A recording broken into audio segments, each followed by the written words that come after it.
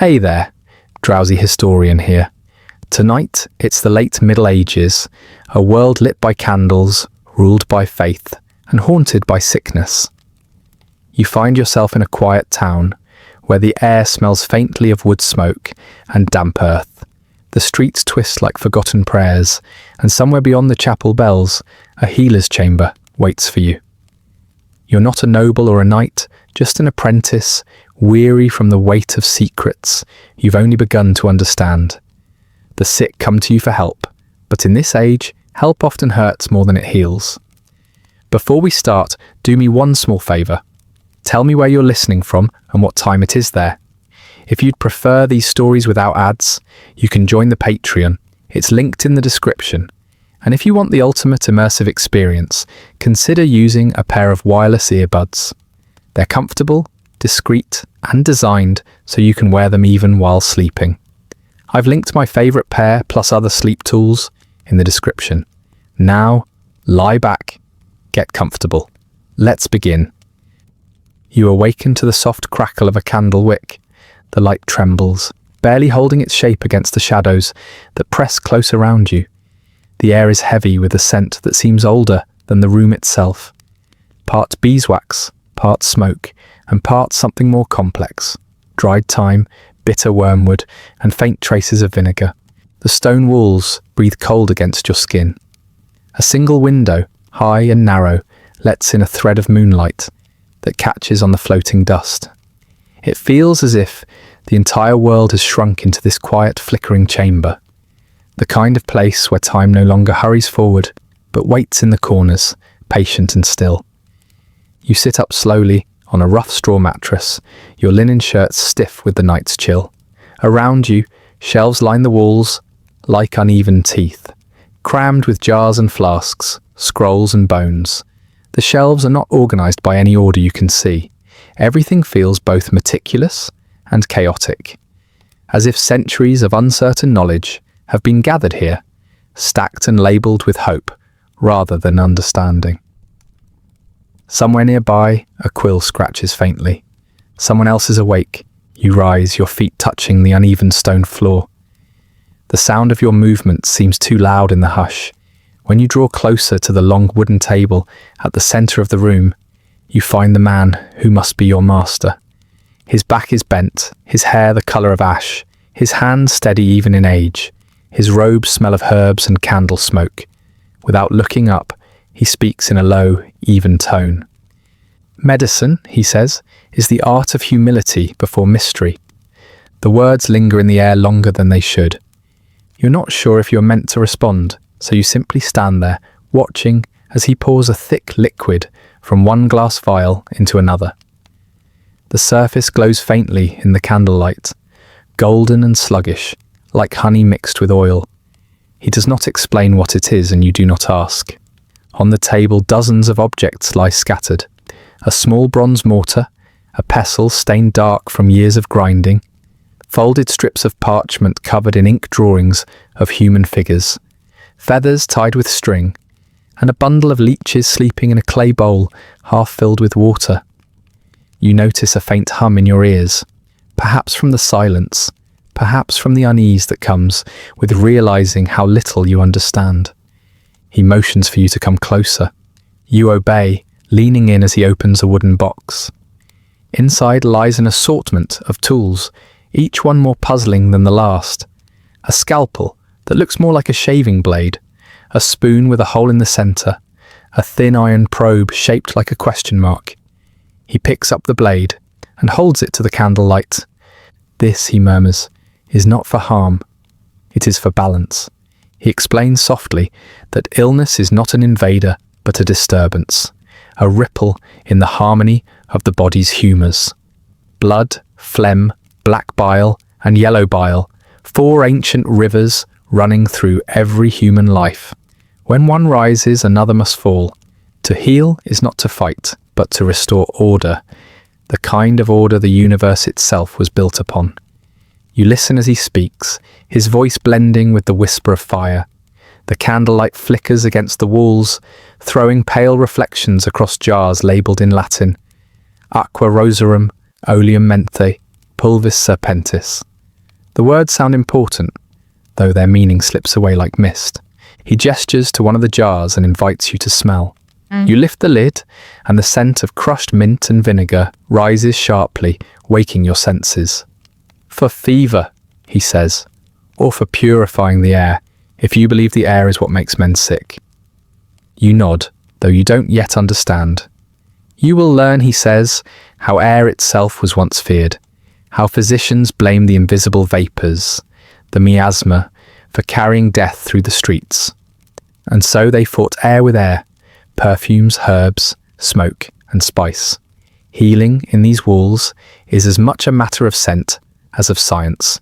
He speaks of the city beyond the walls, a place of narrow alleys and open drains, where the cries of merchants and beggars mix with the toll of the church bell. People come from those streets seeking healing, he tells you. Some walk for days, some crawl. They come with swellings, fevers, bleeding gums, pains that move like restless spirits through their limbs. You will see them soon enough. You are not sure you want to. He laughs softly when he notices your hesitation. The sound is dry and kind, the way parchment sounds when folded. You must understand, he says, to be a doctor in these times is not to be wise. It is to be patient with ignorance. The humours are our lantern in the dark, flickering, uncertain, and yet all we have. He turns back to his table and begins grinding a mixture of herbs in the mortar. The rhythmic motion becomes hypnotic. You find your gaze drawn to his hands, to the way they move without hurry, as though they have repeated this same task 1,000 times. The air grows fragrant, a mixture of rosemary, sage, and bitter myrrh. He tells you that scent alone can soothe a fevered mind, that the body listens to fragrance, even when words fail. The walls feel closer now, as though the room itself has begun to breathe with you. The candles waver and settle again. You hear the faint creak of wood above, the night shifting on its axis. He speaks again, more softly now. You will learn the pulse next, the rhythm of the blood. Every patient carries a map beneath their skin, and your fingers must learn to read it. He reaches out and takes your wrist. His hand is cool and dry. Here, he says, do you feel it? The small drum beat beneath your thumb? You nod. The pulse feels uncertain, alive, and oddly fragile. In that rhythm lies everything. The balance of the humours, the temperament of the soul, even the alignment of the stars. He lets go, and for a moment the silence returns, filling the space between you like water filling a cup. You feel the heaviness of the room settle deeper into your bones. The world outside is distant now. The streets, the people, the cold night beyond these thick stone walls. Here, there is only warmth, shadow, and the slow unfolding of knowledge, older than memory. The master moves toward a small alcove where several candles burn before a painted image of a saint. The saint's face is gentle, the paint cracked and fading. You watch as he bows his head briefly before speaking again. In the end, he says, it is not only hands that heal. It is belief. A patient must believe they are being healed. We are servants of that belief. He turns to you, the candlelight carving deep lines into his face. And sometimes, he adds, we must believe it too. You nod again, though the words settle uneasily in your chest. The thought that faith may matter more than knowledge feels both comforting and terrifying. He hands you a small cup made of wood. Inside is a cloudy mixture, wine darkened with crushed herbs. Taste, he says. You hesitate, then sip.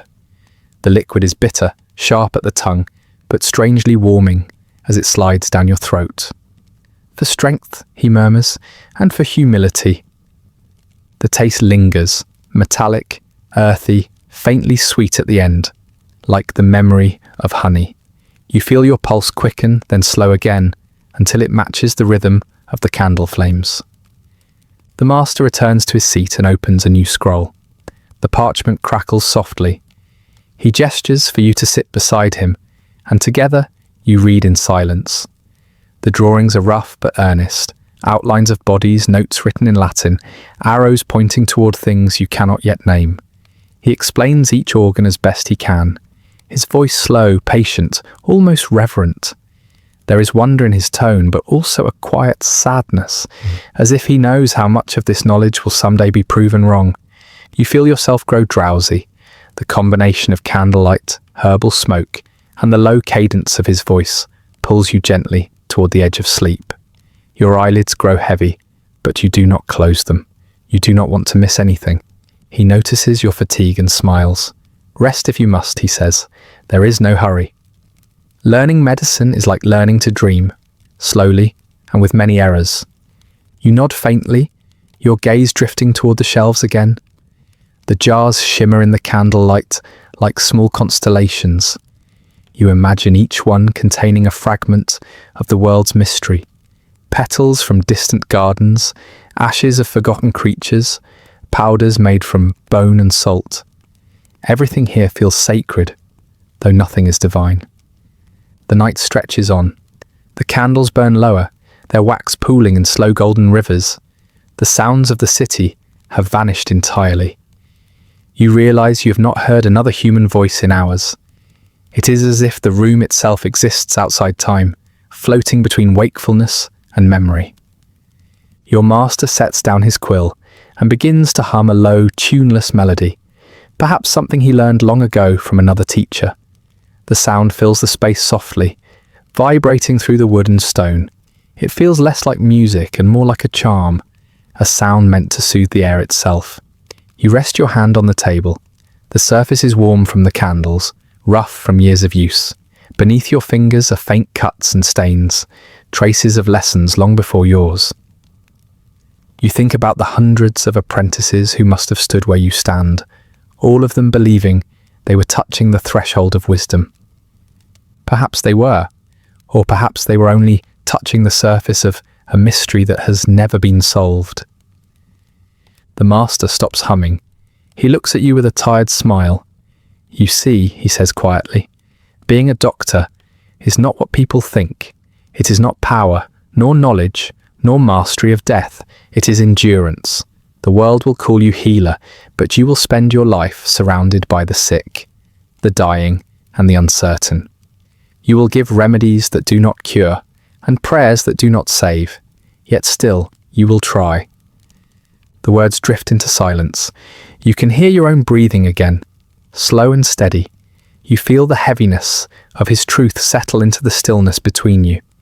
He reaches for one of the candles and blows it out. The room dims, shadows growing longer, deeper. The remaining flames tremble in the half-dark, reflecting in his eyes like twin stars. Sleep now, he says softly. Tomorrow, the real lessons begin. You lie back on the straw bed, pulling the rough blanket over you. The scent of herbs lingers in the air, lavender, mint, and something sharp you can't name. The sound of the master's footsteps fades into the adjoining chamber, leaving only the faint hum of fire and the whisper of night through the cracks in the stone. You close your eyes, but the images stay. The jars, the tools, the candlelight trembling against ancient walls. You breathe deeply, and the air feels thick with history, as though the room itself remembers every patient, every whispered prayer, every failure and fragile hope that ever passed through its silence. And as sleep begins to claim you, you realize this chamber, this small flickering world, is not just where your apprenticeship begins.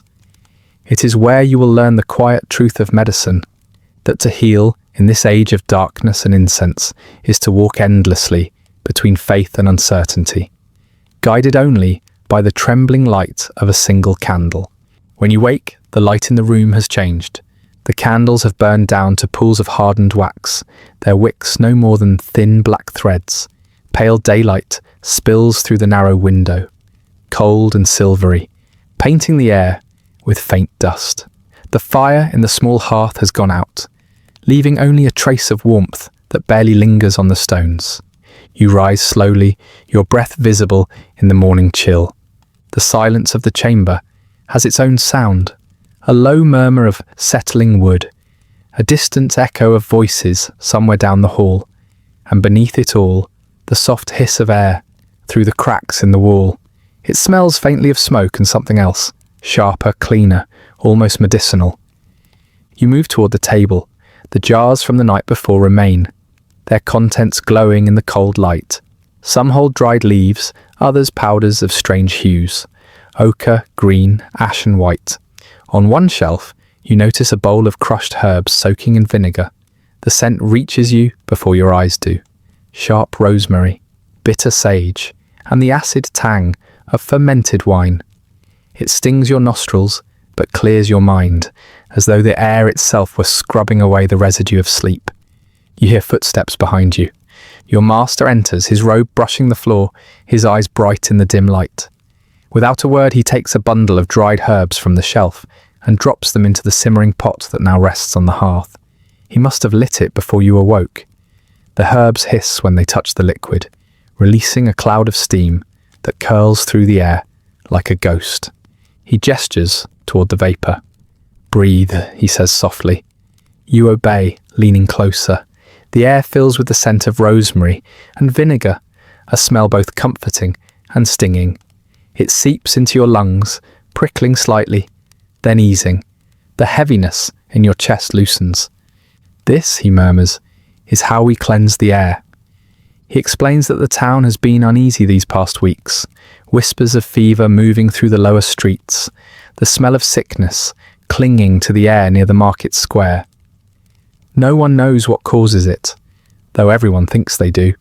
Some say it comes from the river, others from the butcher's yard. The wise men say it is the miasma, the bad air, the invisible poison that seeps from rotting matter and sick flesh. It drifts unseen, carried by the wind, slipping under doors, through windows, into lungs. It makes no sound, but it lingers like guilt. So to fight it, they make air of their own, air filled with vinegar, myrrh, sage, lavender, and rosewater. They hang herbs from beams and burn them in the corners of rooms. They wash floors with wine and perfume, believing purity of scent can drive away impurity of air. Your master moves through the chamber, sprinkling vinegar from a small copper bowl, his motions practiced and slow. The droplets darken the stone floor where they fall. "The smell is what protects you," he says, almost to himself, "the sweet and the sharp. The scent of life stronger than the scent of death." He picks up a small clay mask from the table, simple, bird-like, with 2 hollow eye holes. Inside he tucks sprigs of herbs, crushed mint, and orange peel. "We wear these when we go among the sick," he says, handing it to you. The mask feels heavy in your hands, the clay cool against your fingers. You can still smell the mint where he pressed it in. "It keeps the air clean," he adds, though his tone carries the faint weariness of someone who no longer believes entirely in his own words. You hold the mask to your face and breathe. The scent fills your head, close and intimate. It is not pleasant, exactly. Too strong, too acidic, but it has a kind of order to it. The world seems sharper through the eye holes, narrower, as though you're seeing through the lens of another time. On the table lies a wooden tray covered in small piles of dried herbs. Your master gestures for you to sit. You do, and he begins to teach you the names.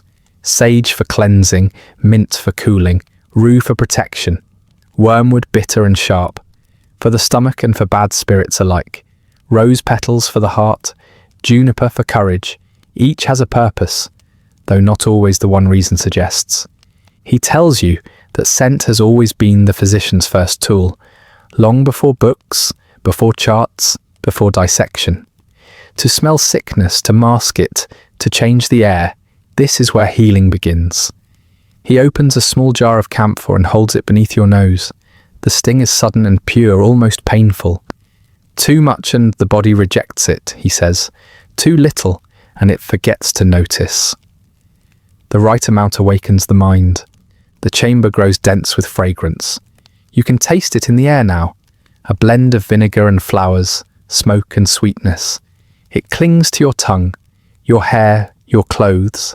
Even the candle flames seem to flicker with it, bending toward the scented steam that drifts from the pot. Your master begins to tell you stories, softly, as though he were speaking to the room itself. He tells you how, when the great pestilence came decades ago, the doctors of the city walked through the streets carrying torches and censers filled with burning herbs. They believed the smoke could drive away the poison. The air then was said to smell of death and time, an odd marriage of fear and faith. Some survived, though no one knows whether it was the herbs or the mercy of chance that spared them. He pauses and looks at you.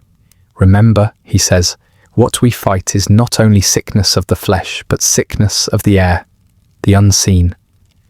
You nod, though the concept feels strange. You glance toward the narrow window. Outside, the morning mist lies low over the streets, pale and shifting. You can almost imagine the invisible miasma he describes, curling like a living thing through the alleys, seeping through every crack and keyhole. He gives you a small linen pouch. Fill it, he says. You take handfuls of herbs, their textures rough and soft. Sage leaves like velvet, rosemary sharp as needles, rose petals crumbling at your touch. You crush them gently, the colours fading, the scents mixing until they are no longer distinct. You tie the pouch shut and hold it to your nose. It smells clean, wild, and oddly sad. He nods approvingly. Keep it with you. Always. The day passes in a slow rhythm of preparation. You watch as your master distills oils over the small fire, the liquid collecting, drop by drop, into glass vials. He mixes powders with honey and wine, grinding them into pastes. He hums softly as he works, the same low tune you heard the night before. You realize that in this world, the act of healing is as much ceremony as craft, each motion deliberate, each sound part of the remedy.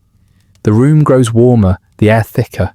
You open the window a little, and the scent spills out into the street below. A faint breeze carries back the smell of the world beyond. Wet stone, horse dung, baking bread. It feels alive in a way the chamber does not. Somewhere, a church bell tolls the hour. Its echo mingles with the scent of rosemary and sage until you can no longer tell where one ends and the other begins. Your master glances toward the window. You'll come to know the smell of sickness soon, he says. Every ailment carries its own breath. The sweet rot of infection, the sour sweat of fever, the iron scent of blood. The air tells you everything, if you listen. He turns to stir the pot once more, and the sound of bubbling fills the silence. You watch the steam rise and fade against the light. The smell of vinegar grows stronger, almost overwhelming, but beneath it you sense something comforting. The order of ritual, the calm repetition of ancient practice. After a while, the old man speaks again, his voice softer now, as though to himself. We have little power, he says, so we make meaning. We fill the world with scent and prayer, and hope that the air remembers us kindly. You do not answer. There seems nothing to say. The smell of herbs hangs heavy in the chamber, clinging to every surface. Your head feels light, your limbs slow. The flicker of the hearth becomes hypnotic. You imagine the city outside, its streets bathed in the same perfume of fear and hope. Every household burning herbs, washing floors with vinegar, trying to chase away what they cannot see. The master removes the pot from the fire and pours the liquid through a cloth into a basin. The steam rises one last time before fading. He gestures for you to wash your hands. The water is warm, tinged with vinegar and rose. It bites your skin at first, then soothes. The scent lingers on your palms long after you dry them. You are ready now, he says quietly. The sick wait. You do not know what to expect, but you nod. The chamber feels smaller suddenly, as though the air itself is holding its breath. You pick up your pouch of herbs, its fragrance familiar and grounding. The master opens the door, and a thin draught of cold morning air flows in, carrying with it the distant hum of life. Footsteps, carts, voices, and beneath it all that faint troubling sweetness that might be the smell of sickness drifting on the wind. You step forward. The scent of remedies clings to you as you cross the threshold, a fragile shield of fragrance against the invisible world that waits beyond. The scent of vinegar still lingers faintly on your hands as you follow your master through the narrow passageway that leads from the chamber into the next room. The corridor is lined with shelves, each bowed under the weight of scrolls, jars, and bundles of parchment tied with fraying twine. The air grows cooler as you walk, heavier too, and carries a dry, papery musk, the quiet smell of centuries sealed in ink and dust. You emerge into a room smaller than the one before, but somehow denser, as if the walls themselves are made of thought. Here the light is dim, not from the sun, but from rows of candles set along a heavy oak table, their flames wavering in the still air. The wax has run down in long trails, forming pale stalactites that cling to the holders and spill onto the wood below. At the centre of the table rests a large leather-bound volume. The cover is cracked, darkened with age, and when your master opens it, the hinges sigh like something half alive. The pages inside are thick and yellowed, covered in Latin script, and drawings that seem both careful and uncertain. This, he says quietly, is our guide and our burden. He turns a page with care as though the parchment might crumble at his touch. The drawings reveal the human form, if you can call it that.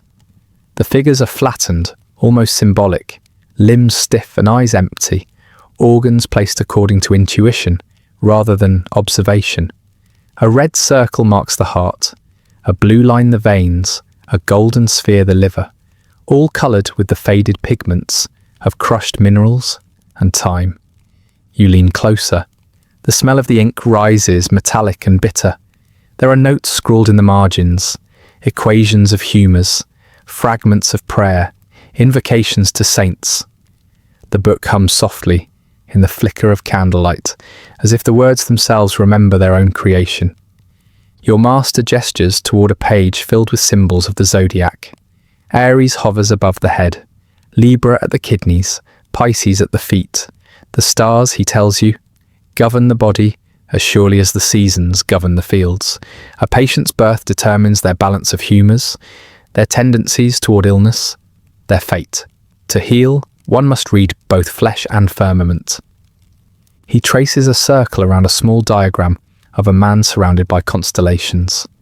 When you open a vein, he says, you must know the moon's position. If the stars oppose your hand, the blood will rebel. You watch the ink shimmer faintly in the candlelight, the words dense and looping. You can feel how fragile this knowledge is, a house built from metaphor and hope. Yet there is beauty in it too, a kind of poetry that tries to bring order to chaos. He turns another page, and you see lists of remedies written in a script so small it looks like threads of hair. Ground pearls for fever, powdered coral for melancholy, ash of swallow's tongue for the loss of voice. There are instructions for collecting dew at dawn, for boiling moss gathered from the skulls of the dead, for brewing elixirs beneath certain phases of the moon. The line between healing and enchantment blurs until it vanishes completely. Your master's voice is low, steady, as he reads aloud fragments from the margins, notes left by physicians long dead. Some claim success, others write of failure in words so weary they seem to sink into the page. You sense how every cure here is half experiment, half prayer. He pauses, resting his hand on the open page. There are truths here, he murmurs, but they hide themselves. The book does not reveal them easily. You ask where the book came from. He smiles faintly. No one knows. Some say it was compiled from ancient writings, carried across deserts and seas. Others say it was copied from older secrets, knowledge preserved when the great libraries burned. Each physician adds a little, takes a little. What remains are our ghosts. He closes the book softly, then opens another, smaller, bound in plain wood. The pages smell of vinegar and smoke. This one is mine, he says, my own record. Every patient, every fever, every mistake. You glimpse the writing, neat, deliberate, sometimes smudged. Drawings of swollen limbs, lists of herbs, fragments of observation. You see words like black bile abundant and pulse weak at dawn. It feels intimate, like reading a diary written to no one but the future. He points to an entry dated many years ago.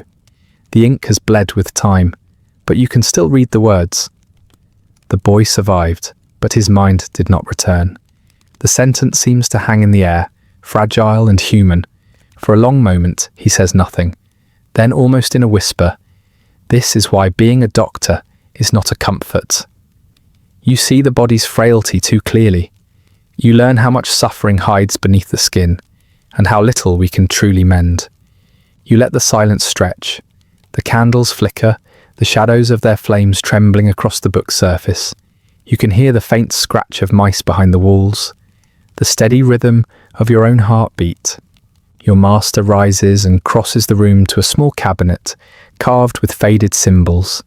Serpents, chalices, the open eye of God. From within he draws a narrow scroll wrapped in silk. He unties it carefully and spreads it across the table. The parchment glows faintly where the candlelight touches it. It is a map, not of land but of the human body as imagined by the ancients. The heart sits like a furnace in the centre, the liver as a golden field beside it, the stomach as a boiling cauldron. Tiny Latin labels mark each region: sanguis, melancholia, cholera, phlegma. The four humours eternally circling, eternally in conflict. He explains how each humour shapes not only the body, but the soul. Blood brings joy, bile anger, phlegm slowness, black bile sorrow. The world within mirrors the world without. When the seasons change, so too do the humours shift. To heal, you must understand the weather inside a man as much as the wind beyond his door. He places your hand upon the parchment. The surface feels cool, almost alive beneath your fingertips. "Remember," he says softly, "this is what we have instead of certainty." You trace the lines gently, feeling the roughness where the ink has thickened. The candle beside you flares briefly, then steadies. You think of the patients you have not yet met, the faces waiting behind closed doors, the breath of illness that seeps through the streets. You wonder how many of them will be treated from words drawn from this very book. Your master sits again, weary now, and pours wine into a small pewter cup. The smell is sharp and sweet. He hands it to you, and you drink, feeling warmth bloom in your chest. "The art of medicine," he says quietly, "is an inheritance of confusion. We build upon error, each of us adding another stone to the pile, but it is better to build wrongly than not to build at all." He leans back, eyes half closed, the candlelight washing his face in gold.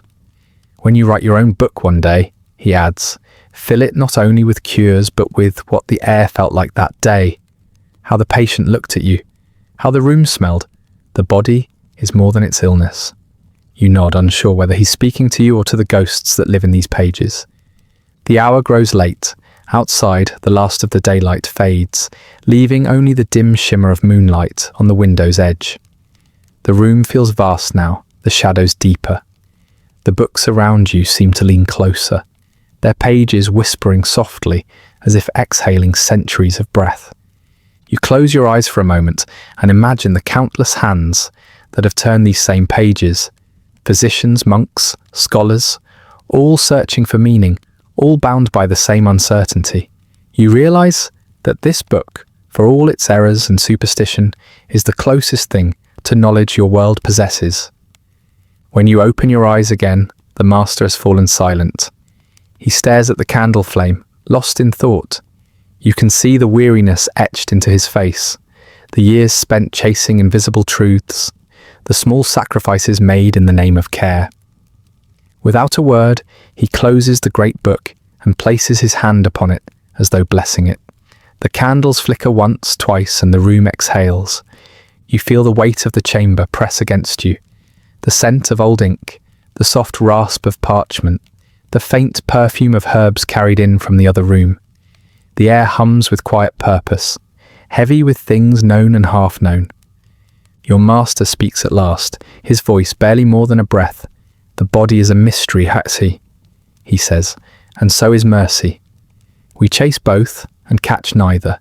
You watch as he extinguishes one of the candles, its smoke spiraling upward in thin, ghostly lines. The scent of burning wick fills the room. Warm, faintly sweet, a reminder of time slipping by. You breathe it in slowly. The smoke mingles with the smell of parchment and rosemary that still clings to your hands. The moment stretches, fragile and timeless. Then as the last candle trembles, you hear him say, "Come."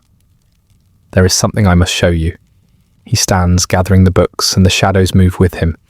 You rise too, the scent of ink still caught in your breath, the ghost of the parchment's texture still beneath your fingers. As you follow him out of the room, the candlelight trails across the floor like a dying sun, and the whispers of the books fade behind you, their secrets closing once more, waiting for another restless night to be opened again. The hallway breathes with the cool air of the night as you follow your master into another chamber. The walls are uneven stone, damp in places, glistening faintly in the light of the oil lamp he carries. Each step echoes softly, swallowed by the heavy quiet that seems to settle deeper with every passing hour. The scent of parchment fades, replaced now by something else, the faint copper tang of blood, the sharp bite of vinegar, and beneath it all, the subtle sweetness of herbs, crushed long ago. He stops before a thick wooden door reinforced with black iron bands. For a moment, his hand rests on it, as though feeling for something unseen, and then he pushes it open. The hinges creak softly, and a small gust of stale air escapes, cool against your face. Inside, the space is dim, lit only by a few low-burning lamps. Shadows ripple across the walls, revealing racks of glass vessels, copper bowls, and ceramic jars lined neatly on long tables. Each vessel holds a different liquid, some red, some milky, some dark as tar. Your master sets the lamp down, and its light trembles across the collection. "This," he murmurs, "is the body's mirror." He gestures toward the vessels. Everything that ails a man, everything that sustains him, can be found in these four. He lifts one of the small jars, swirling its contents. The liquid inside catches the light, a deep, almost glowing crimson. "Blood," he says, "the essence of warmth and courage. It gives life, and yet too much of it can drive a man to fever or madness." He sets it down, his hand moving to the next. A pale, cloudy fluid shifts within, slow and heavy. "Phlegm," he continues, "the humour of calmness and cold. It settles in the chest, the stomach, the mind. Too much and the soul becomes sluggish, the thoughts slow as winter rivers." Another vessel follows, a thin, sharp-smelling fluid the colour of amber. "Yellow bile," he says, "hot and dry. It sharpens the temper, fills the body with restlessness, with rage. Those ruled by it burn brightly, and briefly, and then the last, thick and dark, almost ink. Black bile," he says quietly, as if naming a spirit, "the most treacherous of them all. It seeps into the heart, bringing melancholy, despair, and the shadow of death itself." He steps back, letting the lamplight gather around the jars. The colours glow faintly in their glass prisons, red, white, gold, and black, the eternal circle of life and sickness. You watch them shimmer. The air feels heavy now, as though the very room breathes with unseen forces. "These four humours," he says, "govern every soul. A man's nature, his mood, his fate. They are written in this balance. The physician's task is to read the pattern." He reaches for a worn wooden stool and places it before you. "Sit," he says. "Tonight you will learn to see." You take your seat as he moves toward the far side of the room. A curtain hangs there, faded linen, mottled with stains. With a quiet motion, he draws it aside. Behind it lies a narrow bed. A figure rests upon it. A man, pale and still, his breath shallow but steady. "This one," your master says, "has been unwell for many days." He brings the lamp closer, and the light spreads gently across the man's face. His eyes are closed, his lips slightly parted. Beads of sweat gather at his temples. His hands lie folded upon his chest, the skin thin and yellowed, the veins standing out like blue threads beneath the surface. Your master nods for you to lean closer. You do, and you can smell the faint sourness of illness mixed with the lingering scent of rosemary that clings to the sheets. "Tell me," he says softly, "what do you see?"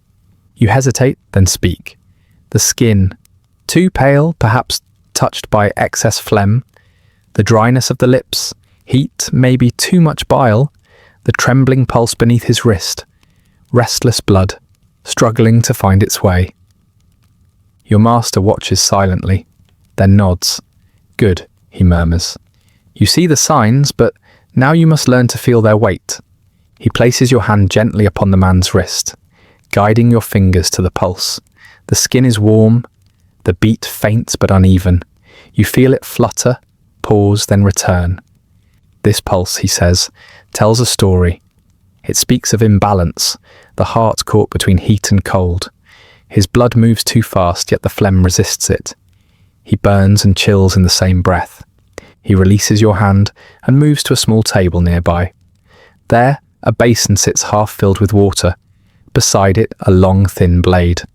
The steel glints in the lamplight. "Tonight," he says quietly, "you will learn the art of balance." You watch as he takes the patient's arm and ties a thin cord around it, just above the elbow. The skin below grows pale, the veins rising. He cleans the area with vinegar, the sharp scent stinging your eyes. Then with slow precision, he pricks the skin. A single drop of blood wells up, dark and thick. He collects it in a small glass dish, watching as it spreads in a shallow pool. "See," he says, "the blood tells its own tale." He tilts the dish toward the light. The surface shimmers, the colour deep and uneven. "Too dark," he murmurs, "too heavy." His blood has grown thick, weighed down by black bile. You stare at it, fascinated and uneasy. The blood seems almost alive, shifting slightly, as though stirred by invisible breath. Your master sets it aside and turns to you. The cure must match the cause. To lighten the blood, we release it. To cool the body, we open the vein. You feel the words sink into you. The logic is simple, circular, inescapable. Illness is imbalance, cure is correction. Yet beneath it, you sense something older, something more uncertain.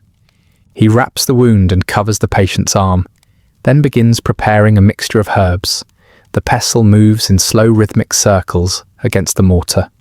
Mint, chamomile, wormwood, a pinch of crushed rose petals. The scent rises warm and sharp, a fragile counterpoint to the metallic air. As he works, he speaks in a low voice, half to you, half to the room. Every man carries within him the 4 rivers of life. When they run clear and steady, the soul is calm. But when one floods or dries, all the rest are poisoned. Thus we bleed, we purge, we cleanse. He pauses, then looks toward you. Remember, the physician's art is not to fight the body, but to persuade it, to coax it back to harmony. You nod, though a quiet unease curls in your chest. Harmony, you think, feels fragile here, as if bought by suffering and chance. He pours the crushed mixture into a bowl of steaming water, letting it steep. The air fills with the scent of herbs and smoke. He dips a cloth into the potion and lays it gently across the patient's brow. For a long while, neither of you speak. The only sounds are the soft bubbling of the water and the faint whisper of the man's breath. The room feels suspended in time, caught between life and its shadow. At last, your master straightens. He will sleep, he says quietly. If fortune is kind, the blood will settle by morning. He extinguishes the lamp beside the bed, leaving only the faint glow of the remaining candles. The light trembles on the walls, painting them in shades of amber and shadow. You feel the fatigue of the night settling into your bones, the weight of what you've seen pressing upon your mind. The humours, these unseen forces, suddenly seem vast, endless, impossible to truly grasp. Your master returns to the table and begins cleaning the instruments with careful hands. The humours are the language of the body, he says softly, and like all languages, we only ever half understand them. He glances toward you, a faint smile on his lips, but in that half, lies our purpose. The room grows quieter still. The candles burn lower. The patient's breathing deepens, steady now, like the slow rhythm of a tide retreating from shore. You stand, the floor cold beneath your feet, and look once more at the 4 vessels upon the table. They glow faintly in the dim light. Blood, phlegm, yellow bile, black bile, each one still, silent, eternal. Somewhere outside a bell tolls the hour, soft and distant. The sound fades into the air, like a slow exhale. And as the last note dies, you realize the night has shifted. The work of healing, the weight of balance, the whisper of the body's hidden rivers, all of it flows quietly within you now, as though you, too, have become part of this endless circle. Your master lowers the final lamp. Darkness folds gently around the room. The scent of herbs lingers, warm and bitter, and in that dim, still moment, you understand that to be a physician here is not to conquer sickness, but to live beside it, forever listening, forever uncertain, forever trying to read the humours within. The faintest grey light begins to gather at the window slits, tracing thin lines along the damp stone. The candles have burned down to pools of wax, their flames wavering weakly in the morning chill. The scent of herbs still lingers, but it has grown faint, replaced now by something more earthly. The smell of damp linen, of metal left too long in the cold. Your master has not spoken since the patient drifted into uneasy sleep. He cleans his hands with wine, then gestures for you to follow. The door creaks softly as you step out into the narrow corridor. A draught moves through the passage, carrying with it the echo of faraway footsteps and the distant toll of a bell.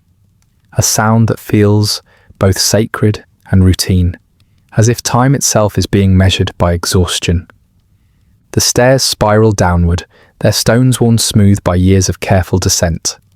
You trail behind him, still drowsy, still caught between the world of candlelight and that of the growing day. The scent of smoke and something sharper, iron perhaps, begins to drift upward, mingling with the faint murmur of voices below. At the bottom of the stairs, an arched doorway opens onto a low, echoing chamber. The air is thick, heavy with moisture and the unmistakable tang of blood. You see him there, the barber surgeon, standing beside a wooden chair that looks more like an instrument of penance than of healing. A basin rests at his feet, gleaming dully. He is not dressed like a scholar or a physician. His clothes are simple, his sleeves rolled high, at the edges darkened with stains that no washing could ever fully remove. His tools are laid neatly upon a table beside him. Razors, knives, small hooks, a cloth for wiping, a jar of leeches glistening in the pale light that filters through a tiny window. He glances up as you and your master approach, and though his face is stern, there is a trace of respect in his nod. In this world, even the rough-handed barber is part of the chain that keeps sickness at bay. Your master greets him with quiet formality. There are no elaborate gestures, no blessings spoken aloud, only a silent acknowledgement that both men serve the same fragile purpose. Then, with the faintest motion, he steps aside, allowing you to observe. The patient, a large man with a tired face and trembling hands, sits upon the wooden chair.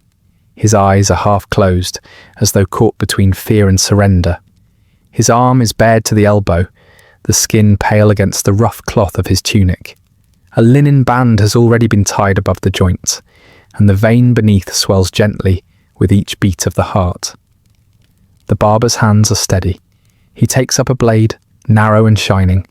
Its edge catches the light, glinting like morning frost. For a moment, he holds it still, almost reverently, as though listening for permission from some unseen authority. Then a clean motion. The blade touches skin, and a thin, dark line appears. You watch as blood wells up, slow at first, then faster, until it streams in a steady ribbon down the man's arm and into the waiting basin. The scent fills the room, metallic, sharp, strangely sweet. It mingles with the faint odour of burning tallow and damp stone, forming something almost hypnotic. The barber hums under his breath, a low sound, steady as the flow he watches. Some say the humming keeps his hand calm. Others believe it is a prayer. Your master stands beside you, silent. The sound of dripping fills the chamber, rhythmic, almost musical. You feel your pulse match it, slow and deliberate. The patient breathes heavily. His eyes roll upward, his lips part, but no words come. A sheen of sweat glistens on his brow. The barber wipes it gently away with a cloth. His movements neither cruel nor kind, only precise, practiced. In the corner, a young assistant fans the coals beneath a small pot, heating a thick salve of wax and herbs. The faint smoke rises in lazy tendrils, curling toward the low ceiling. When the barber decides the flow has been enough, he presses a clean cloth to the wound and signals for the salve. The mixture hisses softly as it touches the skin, sealing the cut with a faint, smoky scent. Too much blood, your master murmurs quietly, almost to himself, and the fire within consumes the man.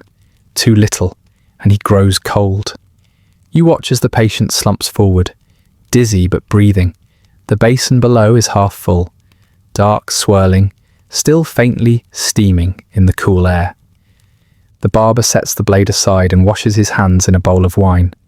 The crimson spreads through the liquid, clouding it, turning it almost beautiful.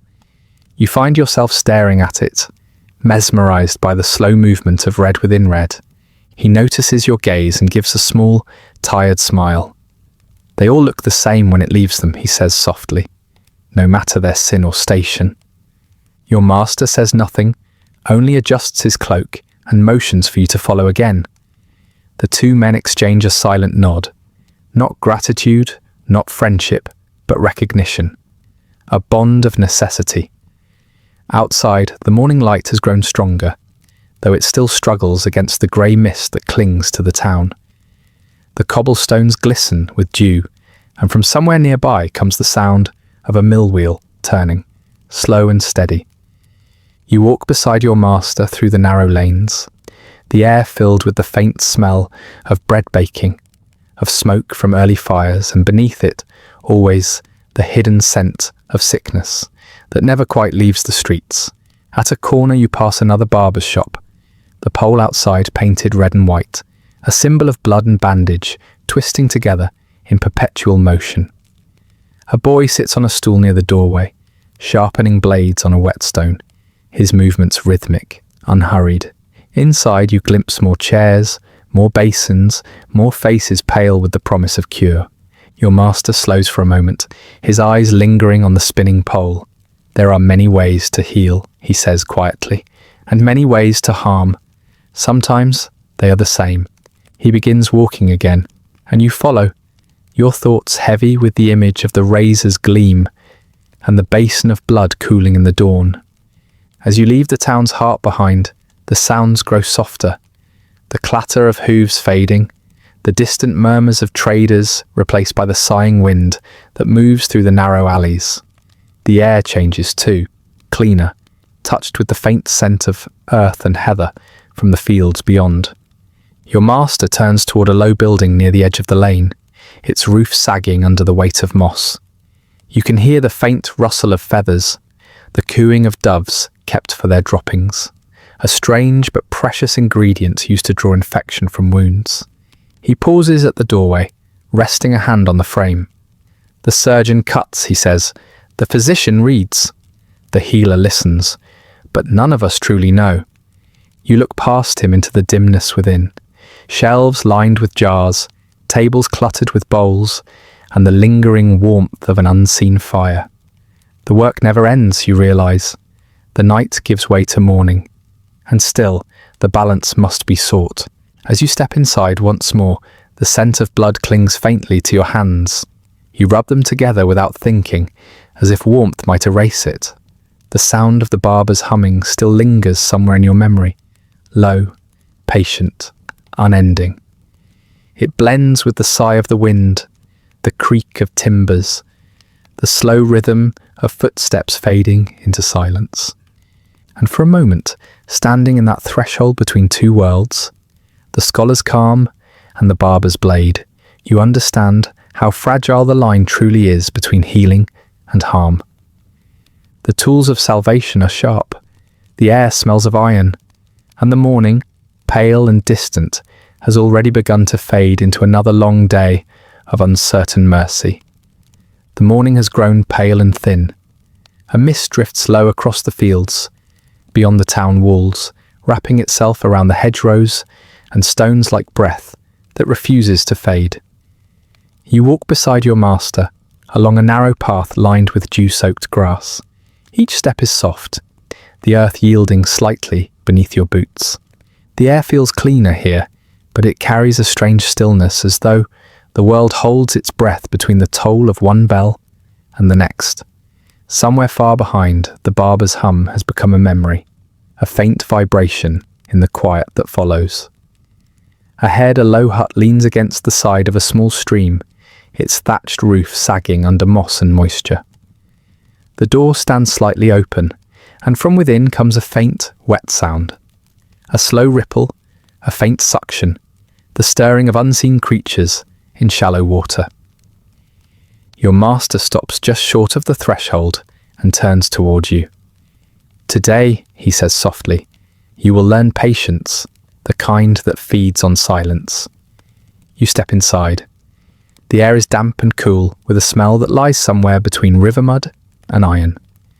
Shelves line the walls, cluttered with small jars, some clear, others tinted green or brown, each half filled with murky liquid.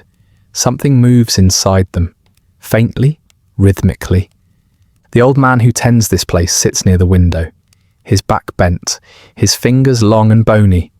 He wears a leather apron, stained with water and old blood. His eyes are small, pale and calm, like stones at the bottom of a slow river. Without speaking, he gestures toward the largest jar on the table. You approach. The glass is cold beneath your fingers, slick with condensation. Inside, dozens of leeches drift lazily, their dark bodies curling and uncurling in slow spirals. They move with an alien grace, twisting upon themselves like ink spreading through water. Your master lifts one of the smaller jars and examines it against the light. "Nature," he murmurs, "holds many instruments for the physician, even those that disturb the eye." The leech keeper chuckles softly, a sound that seems to bubble up from somewhere deep in his chest. "They do not look kindly upon us," he says, "but they are loyal to their hunger." He opens the large jar. A faint ripple passes through the water, as if the creatures sense the change. Their movement becomes faster, searching. You can see the small mouths now, pale circles that open and close soundlessly. "Take one," your master says. The smell of the jar is sharp, metallic, faintly sweet, the scent of life reduced to instinct. You reach in carefully. The water is cold, biting against your skin. One of the leeches brushes your finger, a slick, soft touch that sends a small tremor up your arm. You pinch it gently and lift it free. It writhes slowly, a dark ribbon against the light. "Good," says your master. "Now watch." The patient this time is a young boy, his arm wrapped in cloth still damp from the morning river. He sits quietly on a stool, his eyes wide, uncertain. His breath makes small clouds in the cool air. Your master unwinds the cloth, revealing a swollen patch of skin near the elbow. Red, tender, warm to the touch. "An infection," he says, "too deep for the blade, too stubborn for the poultice." He nods to you. You hold the leech close to the wound, its body twisting in your grasp, searching. Then with a faint pressure, it attaches, a subtle, almost polite touch. The boy flinches but makes no sound. The leech settles. At first nothing happens. Then slowly, its body begins to change, flattening, darkening, swelling as it drinks. The boy watches with wide eyes, his breath unsteady. You can hear the faint sound of suction, rhythmic, wet, the pulse of one life feeding from another. The leech keeper smiles faintly. "They know the blood that needs to go," he murmurs. "They take what harms and leave what heals." You're not sure you believe it, but as the minutes pass, you notice the swelling ease slightly. The colour of the skin fades from red to pink, the tension softening beneath your fingertips. The leech, now thick and heavy, releases itself with a small sound, dropping into the bowl your master holds beneath it. It lies there, motionless for a moment, then curls upon itself, sated. Your master presses a clean cloth over the mark and ties it with a thin band. "You see," he says quietly, "the blood holds both sickness and strength. We must learn which to give away." The boy nods, his eyelids drooping. The process, though unsettling, seems to have left him calm, dazed perhaps, or simply emptied. His mother, standing nearby, whispers a prayer of thanks. The words are soft, almost lost to the sound of the stream outside. The leech keeper replaces the lid on the jar. Inside, the remaining creatures drift aimlessly once more, their hunger gone for now. "They sleep," he says, "until the next need finds them." You wash your hands in a basin of cool water, scented faintly with vinegar. The faint marks from where the leech brushed you remain, tiny red circles that sting when you flex your fingers. Your master gathers his cloak, his movements slow, deliberate. "Medicine," he says, "is a balance of mercy and revulsion. What we turn from often serves us best." You glance back at the jars as you step toward the door. The leeches float like shadows suspended in amber light, their movement hypnotic, timeless. For a moment, it's easy to forget what they are, to see them instead as part of some deeper rhythm of the world, patient and indifferent. Outside, the mist has begun to lift. The sun, weak and pale, pushes through the clouds, casting a diffused glow across the stream. The water glitters faintly, carrying with it small flecks of straw and petals from the fields above. Your master pauses by the bank, crouching to wash his hands. The ripples spread outward, breaking the reflection of the sky into small trembling fragments. In the old texts, he says, they spoke of balance as if it were an equation. But the body does not reason, it remembers. He lets the water run from his fingers and stands, the hem of his cloak dark with damp. The leech keeper watches from the doorway, arms folded, his face unreadable. There's something ancient in his stillness, as though he belongs more to the creatures in his jars than to the people who come seeking them. You follow your master along the path again, the sound of the stream fading behind you, replaced by the low hum of insects waking in the fields. The air is warmer now, touched with the scent of thyme and wet grass. A wagon creaks past on the distant road, its wheels cutting through the mud. In its wake drift the smell of salt and fish, a merchant perhaps, or a traveller carrying goods from the coast. These scents mingle with those you've come to know too well: vinegar, smoke, and faint traces of blood that cling stubbornly to your clothes. Your master walks slowly, his gaze distant. "A leech knows nothing of mercy," he says after a time, "yet it heals as well as any prayer." There is a lesson in that. He doesn't explain further. He doesn't need to. The world here is a web of paradoxes: pain as cure, blood as cleansing, hunger as medicine. You have begun to understand that the art of healing in this age is not born of certainty, but of faith in repetition. Ahead, the path curves toward a cluster of small huts where smoke rises thinly into the air. The faint sound of bells echoes again, not from the church this time, but from the infirmary where the poor wait for aid. As you near, the wind carries the smell of old straw and boiled wine, of honey and herbs crushed beneath heavy stones. It's a scent both comforting and unsettling, the promise of relief mixed with the memory of suffering. Your master stops at the gate. He turns to you, his face calm, unreadable in the morning light. "There are many ways to draw sickness from the body," he says, "but none draw it from the soul." The gate creaks open. Inside, the world feels smaller, quieter, a space where whispers replace conversation and movement slows to match the pace of recovery or decline. You glance down at your hands once more. The faint red marks have faded now, leaving only the memory of cold water and living touch. Somewhere behind you, the leeches sleep again in their glass prisons, waiting patiently for the next patient, the next imbalance, the next offering of blood. The air moves softly across your face, and for a moment the scent of iron returns, not sharp, but muted, like the echo of a thought. You take a slow breath, the kind that feels both grounding and unsteady. The day stretches ahead, long and uncertain, and though the light has grown stronger, the shadows of what you've learned remain, clinging, silent, and alive. The air grows heavier as you walk deeper into the town. What was once the faint scent of herbs and rain now carries something else, a sweetness gone sour, lingering low and unmoving.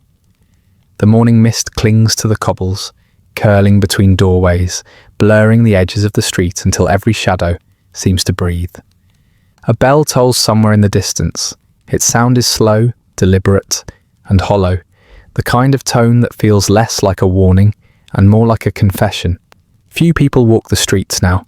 Those who do move quietly, their heads bowed, scarves pulled tight around their faces. Their voices, when they speak, sound muffled and uncertain, as though the fog itself were listening. You notice the doors marked with crosses, crude red symbols brushed hastily over wood. Some are fresh, others have faded, worn thin by rain. Beneath each mark lies a story, whispered through the walls. A cough in the night, a candle left burning too long. The town feels half abandoned, half asleep, caught between endurance and surrender. Your master moves ahead of you, his cloak brushing the damp stones. He says nothing. His steps are steady, but his hand occasionally rises to his face, pressing a cloth scented with vinegar and rosemary. The faint aroma cuts through the air, sharp and clean, but powerless to change what it meets. Then through the mist, you see him, a figure emerging from the fog, tall, deliberate, draped in black. His movements are slow, precise, as though each step must be measured against the silence that surrounds him. At first you think him a mourner. Then, as the light catches the shape of his mask, you understand. The long beak curves downward, smooth and pale, like bone polished by time. Small glass lenses glint where eyes should be. A wide-brimmed hat sits low on his head, its edge collecting drops of mist that roll down and vanish into the folds of his cloak. In one gloved hand, he carries a staff, not for walking, but for distance. He stops when he reaches your master. No greeting is spoken. Only a faint nod passes between them, a silent recognition of purpose. The plague doctor's voice, when it comes, sounds strange, distorted by the hollow mask. "Another house," he murmurs, "at the end of the lane."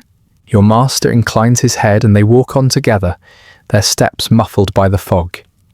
You follow, the world narrowing around you to the rhythm of their movement and the faint sound of distant crying carried by the wind. The house stands apart from the others, its shutters closed, its doorway marked. A faint light flickers inside, candlelight trembling through cracks in the wood. The doctor raises his staff and knocks once gently. No reply.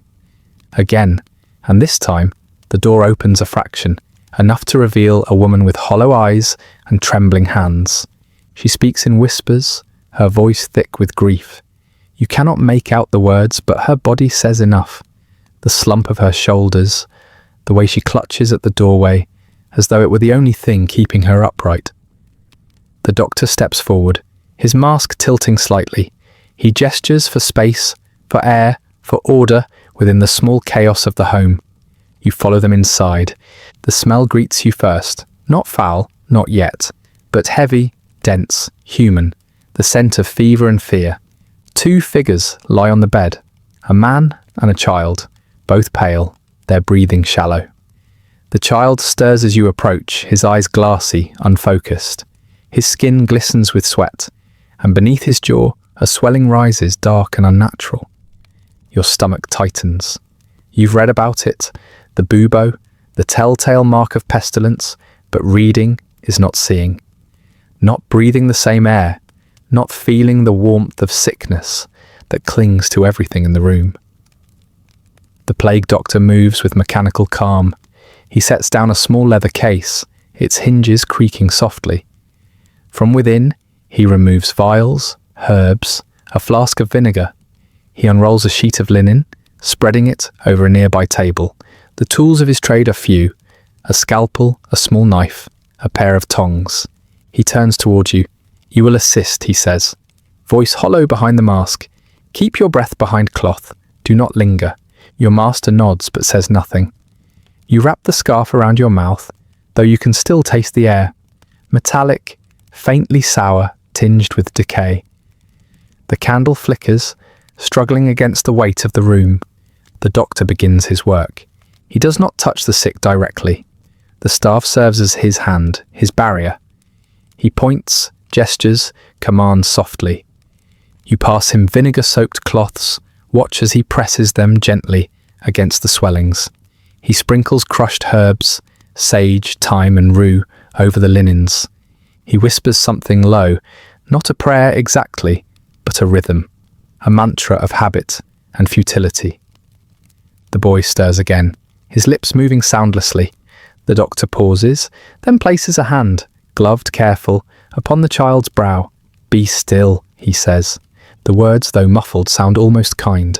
The room holds its breath. Then the doctor withdraws. He cleans his instruments with vinegar, folding the cloths away, sealing the vials once more. "It will pass or it will not," he says simply. "Our task is to keep the air pure." He opens a small pouch of herbs and scatters them over the coals in a metal pan. Smoke rises, thick, fragrant, stinging the eyes. You catch the scent of rosemary, lavender, wormwood. It fills the space, chasing away the damp and the sickness, if only for a moment. The woman bows her head, whispering words of gratitude that sound more like surrender. The doctor collects his things. "Leave the window open," he instructs. "Let the air carry the corruption away." Outside, the fog has thinned, but the light remains dim, trapped behind a veil of low cloud. The streets are quieter now. Even the birds have fallen silent.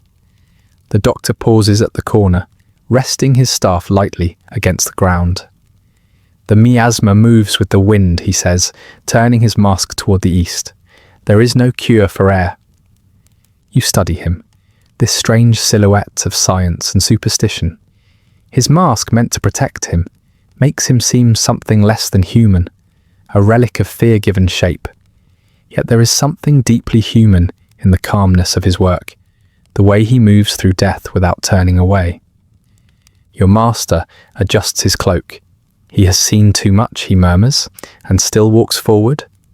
The doctor begins to move again, the slow, steady rhythm of his boots striking the stones, the faint tap of the staff marking each step. You follow with your eyes until the mist takes him back, the black shape fading until only the echo of movement remains.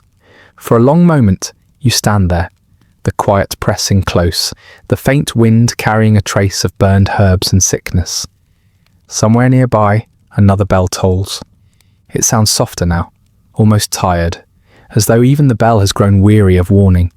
You realize that in this world of trembling candles and uncertain cures, the doctor's steps are as constant as time itself. A rhythm between life and death, between ignorance and duty. Each sound of his staff upon stone marks not progress, but persistence. You turn toward the square, where carts wait to carry away the bodies wrapped in linen. The men who drive them keep their faces covered, their voices low. A priest walks beside one, murmuring prayers that seem too small for the weight they bear. The fog moves again, slow and deliberate, curling between the carts and the church walls. It carries the smell of rosemary, of burning, of the faint sweetness that comes before decay. And somewhere, hidden within that fog, you imagine the faint echo of boots on stone, the plague doctor, still walking, still counting the steps between one breath and the next, still tracing the fragile line that keeps hope alive, if only out of habit.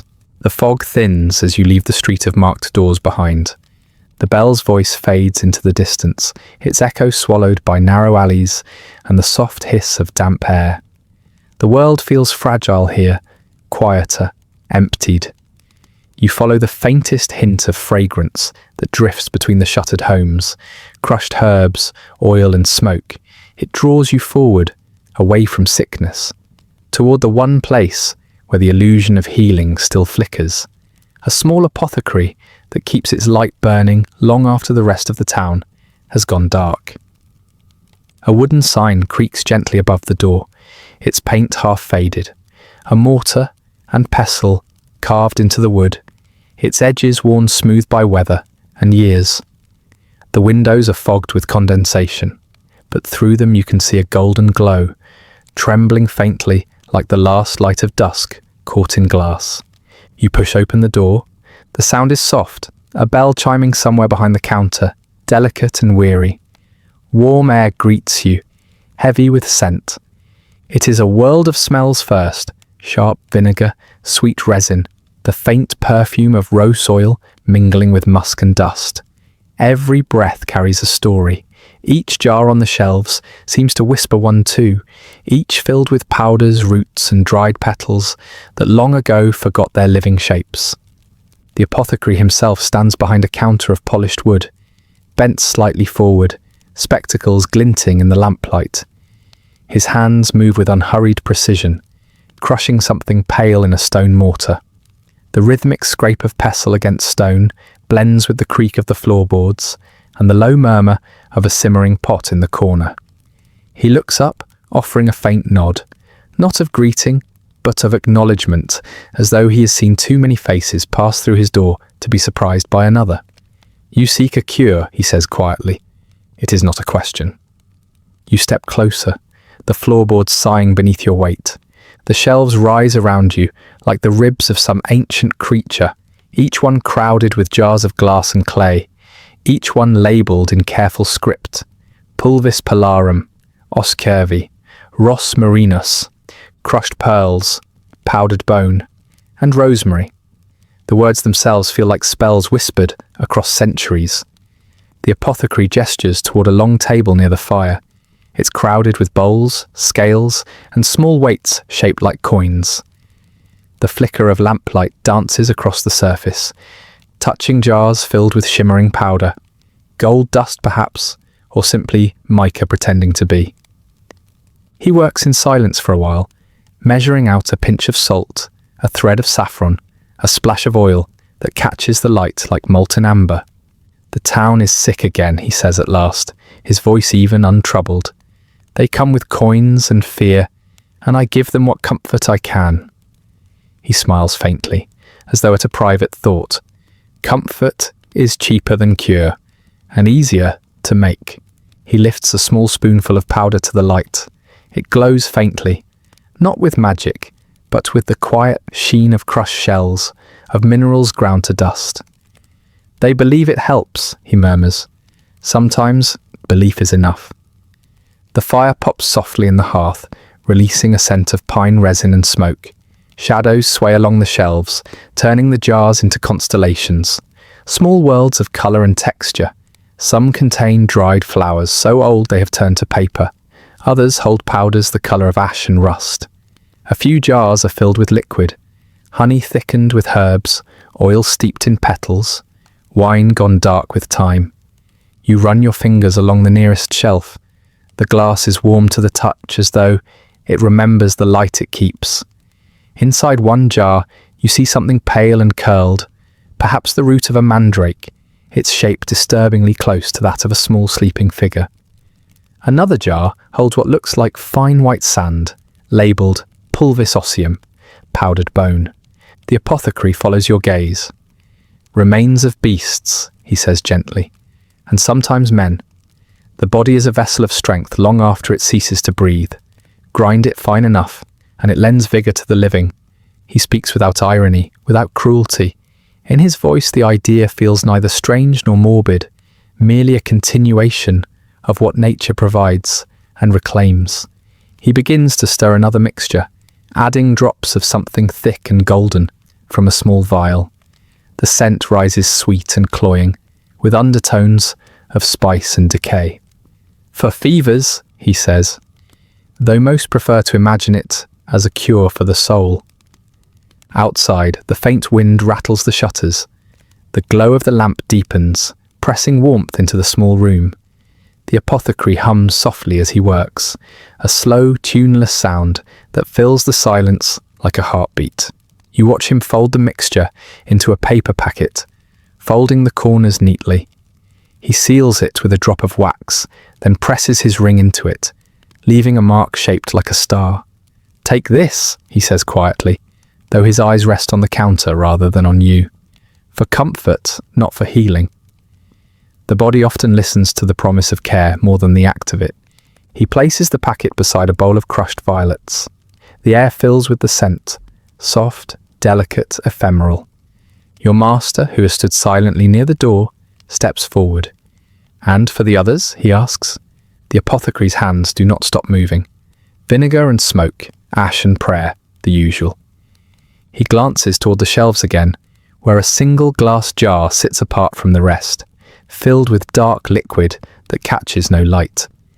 "There are stronger draughts," he says softly, "but they take as much as they give." For a moment the silence returns. The fire's crackle becomes the only sound, and the air feels thicker, the scents heavier, as if the room itself holds its breath. You find yourself listening to the faint ticking of something unseen, a clock perhaps, or the slow drip of liquid from a pipe overhead. The apothecary moves again, breaking the stillness. "Do you know what they call us?" he asks with a faint smile. "Not healers, not magicians, merchants of hope." He looks toward the door, where the fog presses faintly against the glass. "And hope, you see, burns quickly. That is why we must keep feeding it." He turns to refill the lamps. The oil inside glows golden, casting ripples of light across the ceiling. Shadows shift across his face, softening the deep lines around his eyes. You realize how tired he looks, not merely from the work, but from the endless repetition of it, the constant rhythm of making, measuring, and pretending. He sighs quietly, setting the lamp back on the counter. "When I was young," he says, "I thought medicine was a language, that if I learned enough words, enough recipes, I could speak directly to the body and make it listen." He shakes his head, smiling faintly. "Now I think it's more like music. You play the same notes again and again, hoping they will soothe what cannot be mended." A soft scratching sound draws your attention. A small cat, thin, grey, with one torn ear, curls beneath the apothecary's table, watching you with half-lidded eyes. Its fur catches the lamplight, turning silver for a moment before fading back into shadow. The apothecary bends, offering it a fingertip dipped in oil. "Even beasts crave warmth," he murmurs. The smell of the room shifts again as he adds another log to the fire. For a moment, the flame flares, lighting the shelves in a rich amber glow. The jars shimmer like treasure, glints of blue, green, gold, and deep crimson. It is beautiful, in a way that feels fragile, almost tragic, as though the light itself knows it cannot last. You stand there for a long time, breathing in the scent of herbs and dust, the sweetness of resin, the faint bitterness of iron beneath it all. It feels safe in this narrow space between knowledge and hope, the illusion that everything wrong in the world might be mixed, bottled and mended if only one measures carefully enough. The apothecary begins to tidy his tools, each one returned to its precise place.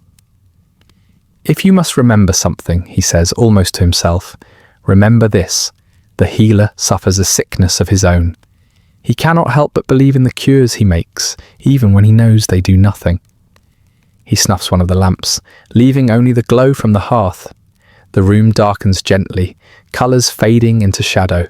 The warmth clings to your clothes as you turn toward the door. Outside, the mist has thinned into a silver veil. The scent of herbs follows you into the street, mingling with the chill of evening. Behind you, the apothecary's window still glows. A single patient flame, trembling behind glass, keeping vigil for those who cannot sleep. You walk slowly, the sound of your footsteps soft on the stones, and the world feels suspended. Not healed, not broken, but simply waiting. Somewhere beyond the fog, another bell tolls, faint, tired and steady, as though marking the quiet rhythm of breath itself. The day wanes slowly, the sky ripening into that soft blue-grey, where light seems to sigh rather than shine. You step outside the narrow stone corridor, where the cool air of evening wraps gently around your shoulders. The scent of damp soil greets you first, rich, humbling, and faintly sweet, as though the ground itself were exhaling after a long day beneath the sun. The monastery garden stretches before you, enclosed by low walls and ivy-covered arches. It feels less like a garden and more like a living archive, a quiet collection of nature's forgotten voices. You pause at the entrance, taking in the fading gold light spilling across rows of herbs, the faint rustle of robes as monks move among the plants, and the distant toll of a bell, soft and measured, marking the approach of night. You breathe deeply, and the air is a tapestry of scent: crushed mint, bitter wormwood, the sharp green of rosemary, and the languid sweetness of poppy. Somewhere, lavender drifts like memory through the twilight. You follow a gravel path, each step crunching softly beneath your worn shoes, and you feel the world narrowing to this quiet sanctuary where healing begins, not with science, but with observation, with patience. A monk in a brown robe kneels nearby, trimming valerian roots by the light of a tallow candle. His movements are slow, deliberate, each cut precise, as though the plant might feel the difference. You watch the way his hands never rush, how he whispers softly under his breath, words that sound more like prayer than instruction. In this place, medicine and faith intertwine like vines, and to heal is to listen, not only to the body, but to the world that shaped it. The air grows cooler as the sun dips behind the cloister walls, and shadows begin to stretch long across the garden beds. Bees retreat to their hives, their soft hum fading into silence. Somewhere, a wooden door creaks open, and a faint glow spills from the apothecary's chamber beyond. The same golden hue you saw before, now gentler, as though the light itself were preparing to sleep. You kneel beside a patch of sage, its silver leaves shimmering faintly in the low light. The scent is strong, almost medicinal, carrying with it the faint sting of memory, a reminder of all the fevers it was meant to cure, the illnesses it soothed but never truly banished. You pluck a leaf and rub it between your fingers. The oils release instantly, sharp and clean, clinging to your skin like a ghost. The monk looks up and nods slowly, his expression calm but knowing. "Every plant here," he says softly, "has two sides, one that heals, one that harms. The secret lies in measure." His voice is low, worn smooth by years of silence and ritual. You sense he is not speaking only of the herbs, but of the human body, of how easily balance becomes burden, how healing in this age is a fragile negotiation between life and decay. He gestures for you to follow, and you walk together down a narrow path lined with foxglove and yarrow, their blooms pale and ghostly in the dim light. "Foxglove," he murmurs, brushing the bell-shaped flowers with reverence. "Too much, and it stills the heart. Too little, and it does nothing at all. Even the gentlest cure can turn cruel." You listen, the words settling like dust in the cooling air. You think of the remedies you've mixed, the tinctures measured by candlelight, the quiet faith that each potion might be enough, though so often it is not. In the garden stillness, that truth feels softer, almost bearable. Here, failure is not sin. It is simply part of the rhythm of things, the cycle of growth, decay, and rebirth that governs all life, healer and patient alike. You stop beside a low stone bench worn smooth by centuries of use. A small mortar and pestle rest upon it, their surfaces stained with green and brown residue. The monk takes a sprig of mint and a handful of dried rose petals, grinding them slowly, his hands steady. "A tonic for the stomach," he explains, "but it soothes the mind too. The scent alone can quiet a restless heart." He passes the mixture to you, and you inhale deeply. The fragrance is soft and cool, like morning dew. For a moment, you close your eyes, and it feels as though the world pauses. The garden, the monastery, the long and weary road of medicine itself. In the dark behind your eyelids, you see the outlines of ancient knowledge, herbs pressed between vellum pages, diagrams of bodies traced in fading ink, the endless search for harmony between the seen and unseen. When you open your eyes again, dusk has deepened into a muted violet. A thin mist creeps along the garden floor, curling around your ankles like breath. Somewhere in the distance, the last birds of the evening call softly before falling silent. The monk lights a small lantern, its flame flickering weakly against the coming dark. He speaks again, almost to himself. In the garden, we learn that everything has purpose. Even the weeds, even the thorns. But men are impatient. They seek quick cures, not understanding that healing grows slowly, like the roots beneath the soil. You nod, though your thoughts wander, to the plague wards you once passed on your way here, the pale faces behind shuttered windows, the desperation in their eyes. How strange that, in a world so full of suffering, the answer could be hidden among such fragile things as leaves and petals. Yet here, among the herbs, the thought seems almost comforting, that perhaps healing was never meant to conquer death, only to ease the way towards it. The monk replaces the pestle, wipes his hands on a linen cloth, and looks toward the horizon, where a sliver of moon rises pale and trembling. We tend to the living, he says quietly, and pray for the dead. That is all a physician can do. The words drift through the cool night, air like incense, lingering long after they are spoken.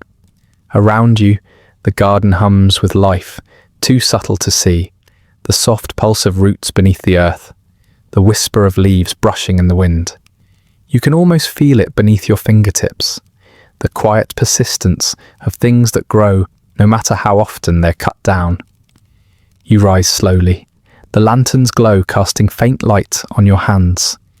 The path leads back toward the cloister, where a faint warmth spills from an open archway. The scent of herbs follows you, sage and mint, poppy and rosemary, mingling with the faint sweetness of night air. At the garden gate, you pause once more and glance back. The monks move like shadows among the rows, their robes rustling softly, their faces serene. The candlelight flickers in the distance, caught in jars of tinctures and glass vials waiting to be filled. The garden feels timeless, a place suspended between faith and medicine, between knowing and believing. You step through the gate, the night closing gently around you, and as the distant bells toll again, the sound folds into the rhythm of your heartbeat. You walk slowly toward the light of the apothecary hall, where new remedies await their mixing and old beliefs linger still. The door creaks open, and the familiar glow of lamplight spills over the floor, carrying with it the scent of dust, parchment, and possibility. And for a moment, before the night fully settles, you think of the plants still swaying gently in the wind behind you, of mint and sage, valerian and foxglove, and of how in their quiet resilience they understand something you're only beginning to grasp. That healing, in this age or any other, is not mastery, it is listening, and the garden even in darkness never stops speaking. Night has settled over the monastery like a velvet shroud. The garden lies hushed behind you, its herbs gleaming faintly in the moonlight, their scents softening into the cool air. You ascend a narrow spiral staircase, one hand trailing along the cold stone wall as you climb. Each step echoes quietly, a heartbeat in the stairwell. The higher you go, the fainter the sounds of the sleeping world become, until at last you emerge into open air. The tower's balcony welcomes you with a breath of wind that smells faintly of soot and lavender. Before you, the sky opens, vast, endless, and strewn with stars. The moon hangs low and wide, its pale light silvering the rooftops and the countryside beyond. Somewhere below, a dog barks once and falls silent. It feels as though the earth itself has paused, holding its breath beneath the heavens. An older physician stands near the edge of the balcony, his robes fluttering faintly around his ankles. He holds a brass astrolabe in his hands, its delicate rings catching the moonlight, spinning slowly as he aligns them with the constellations above. His eyes, weary but steady, follow the arc of the stars as though they might whisper the secrets of the body to him. You step closer, your boots soft against the worn stones. He does not look up, but you sense he is aware of your presence. Every patient, he murmurs, his voice almost blending with the wind, is written here in the firmament. The heavens shape the blood, the breath, the very humours within. His words float between you, ancient and assured. He traces the outline of a constellation with one thin finger, Aries, the ram, its faint stars glimmering like embers on black silk. Mars governs the blood, he says, Venus the heart, Saturn rules the bones, and the moon the humours that wax and wane with its light. To treat without the sky's consent is folly.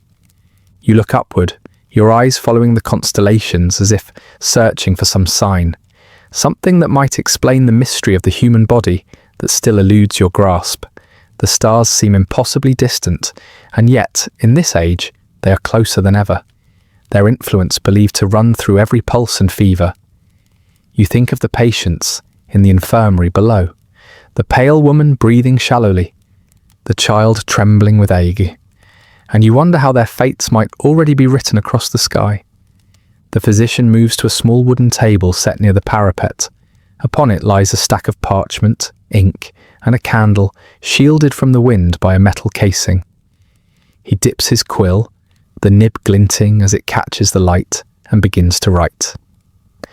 A physician, he says softly, must first read the heavens before he reads the pulse. For what use is remedy if the stars oppose it? You watch as he notes the positions of planets, the hour of the night, the patient's birth sign. A constellation of facts that, to him, map the invisible architecture of illness. The candlelight trembles, throwing shifting patterns across the parchment. He gestures toward you to take the astrolabe. Its weight surprises you, heavier than it looks, cold against your palms. You turn it slowly, feeling the rings align under your fingers.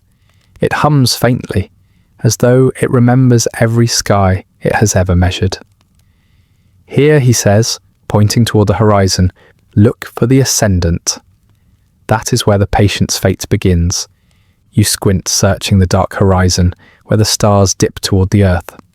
The line between sky and land is soft, blurred by mist. A sense of quiet awe settles over you. Not the awe of faith, but of distance. How small you seem beneath this endless canopy, and yet how deeply these ancient lights are woven into the thoughts of every healer, every patient, every soul who has ever looked upward, seeking meaning. Below, faint candlelight flickers through the apothecary's windows. The smell of dried herbs and smoke drifts faintly upward. The world of earth and body feels so far removed from the still perfection of the sky, and yet in the physician's mind they are bound. He believes that when the heavens turn, the blood stirs in answer, that fevers rise with Mars and ebb with the moon, that a birth under Saturn's eye marks one with melancholy forever. He turns toward you again, his face lined with years of study.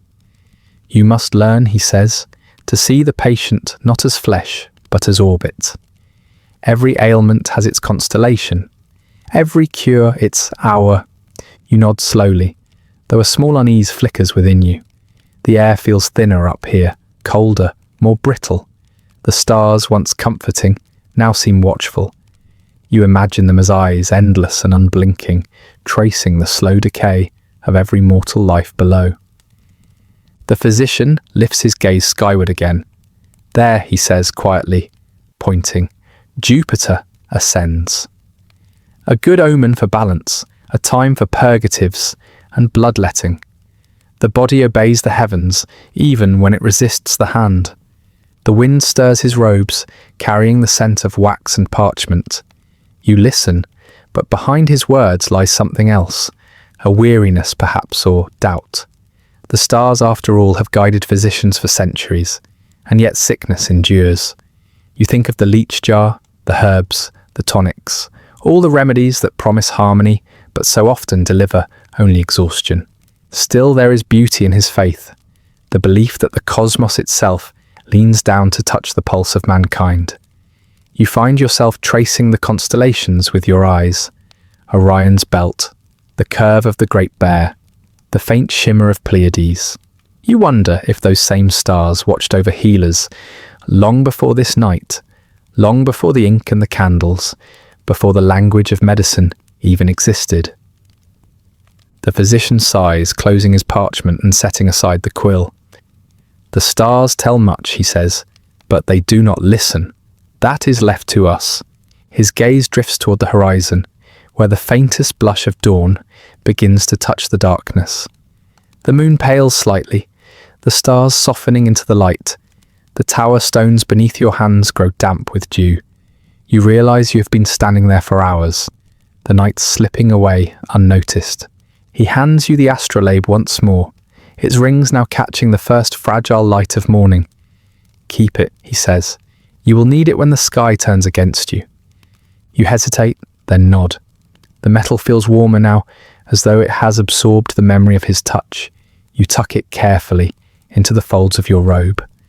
The bells begin to toll from below, slow, deliberate chimes marking the first hour of day. The physician descends the stair, his footsteps fading, leaving you alone beneath the thinning sky.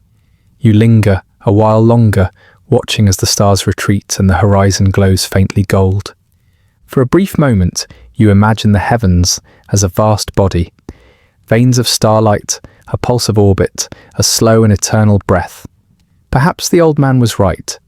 Perhaps the body is nothing more than a reflection of the cosmos, a fragile echo of something infinite. The wind softens, and the world below begins to stir. A cough, a door opening, the rustle of robes. You turn from the balcony, your mind still tracing the constellations. The steps downward, a cool underfoot, spiraling toward the chambers, where medicine waits in jars and bowls, where flesh, not stars, demands your attention. And yet, as you descend, you can still feel the pull of the sky above you, vast, mysterious, patient. Its rhythm lingers in your pulse, as though the stars themselves are breathing through you. By the time you reach the base of the tower, the light has changed completely. The world is waking, soft and grey. The scent of herbs drifts once again from the garden beyond, mingling with the damp morning air. You walk towards it, your hand brushing the cold brass of the astrolabe beneath your robe. Its rings shift slightly with your movement. A quiet, circular whisper of the heavens that, even now, you can't quite ignore. And though dawn has come, the stars remain, unseen but ever watching, as you return once more to the realm of the living. The first light of dawn has barely broken when you find yourself walking through a narrow cloister passage, your footsteps soft against the cool flagstones. The monastery hums with its usual waking sounds, the distant rhythm of morning prayers, the scrape of buckets against the well, the faint scent of bread rising from the kitchens. Yet there's something different about the air this morning, something thicker, heavier, as though the stones themselves are holding their breath. You follow a winding corridor lit by flickering sconces until you reach a set of dark oak doors, their surfaces etched with faint scratches from years of use. The hinges groan as you push them open, revealing a long, dimly lit hall draped in curtains. The scent hits you first, not unpleasant, but sharp, mingling the wax of candles with something faintly metallic and damp. Inside, the room glows with a muted gold light. Candles are arranged in a ring upon a heavy wooden table, their flames trembling in the still air. Around the table stand a small circle of figures, physicians, scholars, and apprentices like yourself, their faces half hidden by the shadows that dance across the walls. No one speaks. The only sound is the soft hiss of wax dripping and the low murmur of the master physician's breath as he prepares his instruments. You draw closer. In the centre of the table lies the subject, a body, still and pale beneath a linen sheet. You can see where the fabric clings faintly to the contours of the form beneath. The air carries a coolness that does not belong to morning, but to something deeper, quieter, the kind of silence that accompanies endings. The master physician moves with ritual precision. He unwraps a leather bundle, revealing a collection of knives, their blades slender and gleaming in the candlelight. They are not the tools of war, but of inquiry, instruments made not for harm, but for understanding. Yet even so, they glint with a certain unease, as though aware of their forbidden purpose. He does not speak at first. Instead he pauses, bowing his head slightly, murmuring a prayer. The words are Latin, old and worn smooth by centuries of repetition. Around you, the other observers do the same, some with conviction, others merely out of habit. For this is sacred work, though it borders on the profane. Dissection, after all, remains a dangerous curiosity, tolerated only in rare moments such as this, when science is permitted a fleeting glimpse beneath the veil of mystery. When the prayer ends, the physician turns to the gathered few. We seek knowledge, he says softly, but knowledge demands reverence. The body is not merely flesh, it is divine architecture. Every vein, every bone, a passage toward understanding the hand that made us. He draws back the linen. The body is revealed, a man of middle years, his skin pale and waxen, his features softened by stillness. You feel the weight of the moment pressing against your chest. Around you, no one moves.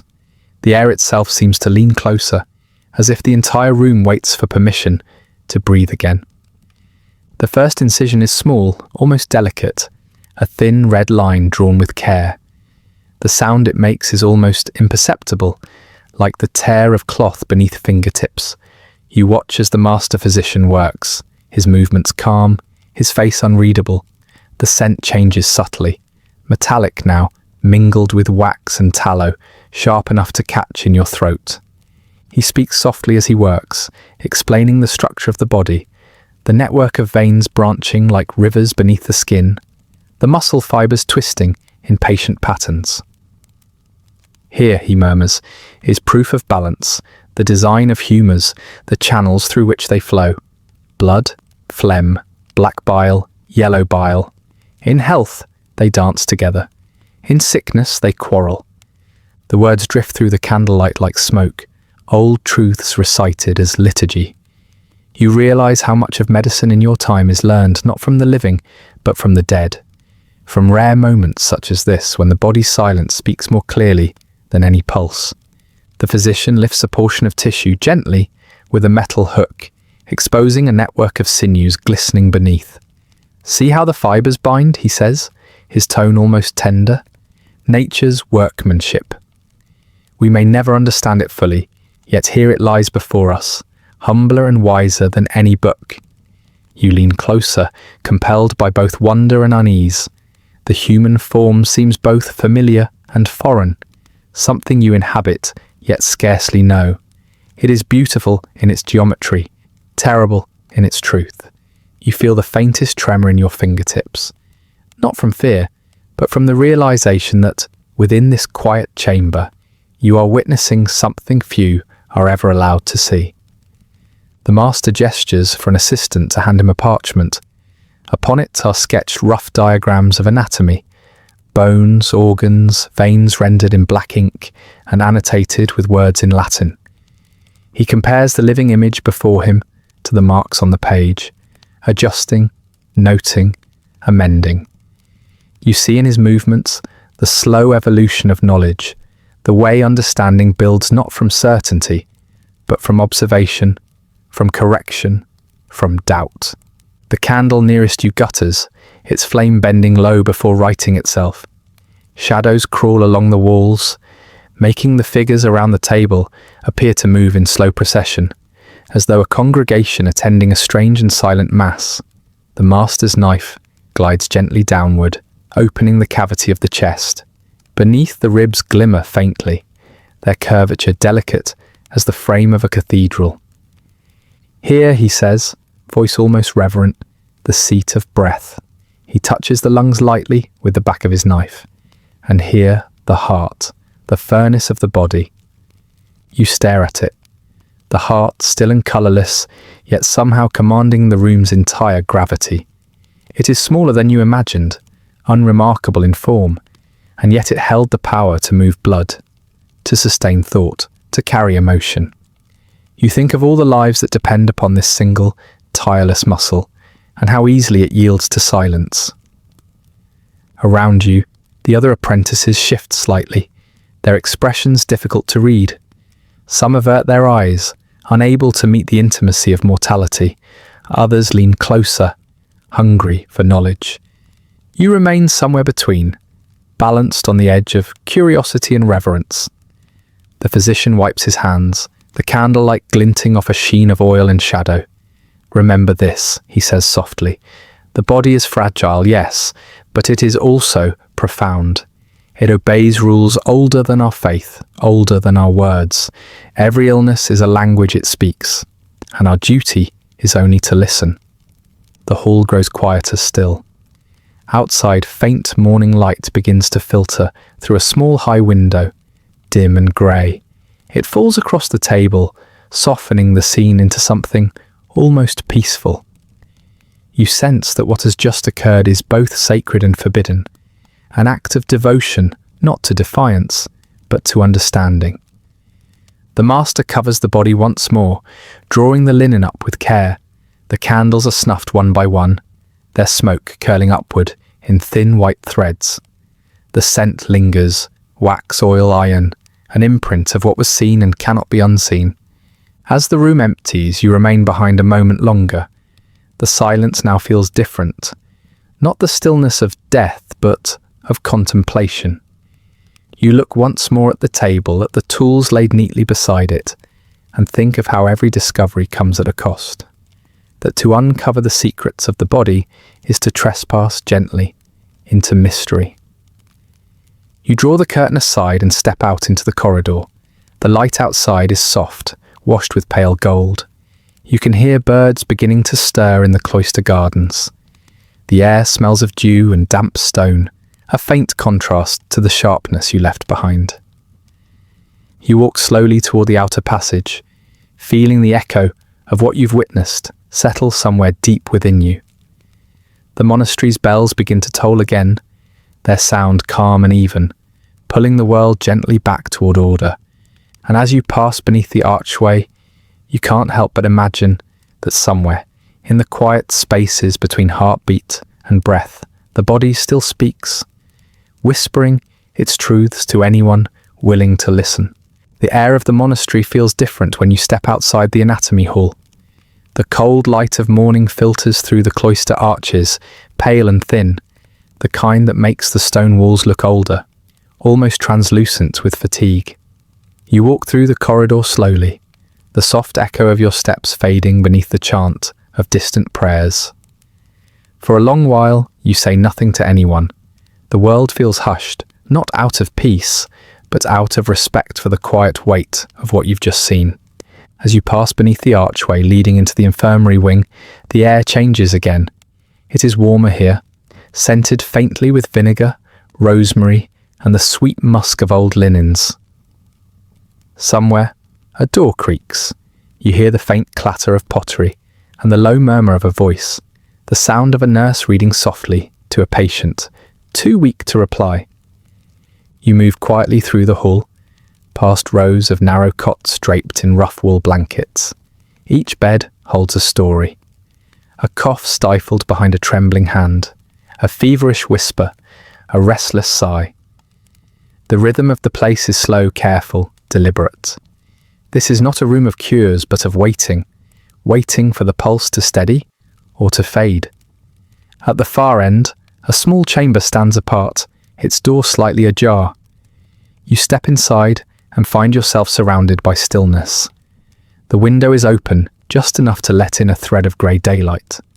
Dust drifts lazily through it, catching the air like motes of gold suspended in honey.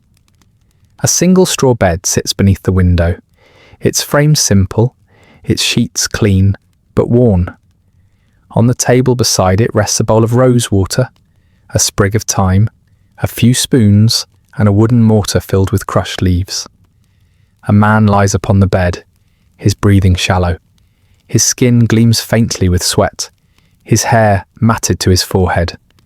The scent of vinegar lingers about him, sharp and sterile, used to cleanse the air to drive away what the physicians call miasma, the invisible corruption that seeps from sickness into lungs and walls alike.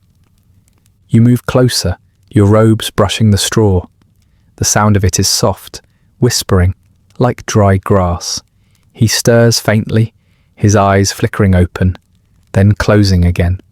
You touch his wrist, light as a feather, feeling for the pulse. It trembles beneath your fingers, weak but still there, a faint rhythm clinging to the body's edge. A nurse enters quietly, her sleeves rolled to the elbow. She carries a small bowl of water and a folded cloth. Without words, she sets them down beside you. You dip the cloth, wring it out, and lay it across the man's forehead. The skin beneath it is hot as embers. You begin to work with quiet, practiced hands. From your satchel, you draw a small pouch of dried herbs. Lavender, sage, chamomile, the scent rising as you crush them between your fingers. You mix them with honey thick and golden until the air is filled with the sweetness of it. This is a humble poultice, but in these halls it is as precious as gold. You stir the mixture with the pestle, the slow circular motion, soothing in its rhythm. Around you, the room remains hushed. The faint ticking of wood, cooling in the hearth, the distant cough of another patient, the soft creak of the straw beneath the man's weight. It is as though the world has folded itself into this small space where only breath and silence matter. You take a strip of linen and spread the honeyed paste across it, careful not to waste a drop. The herbs glisten in the low light.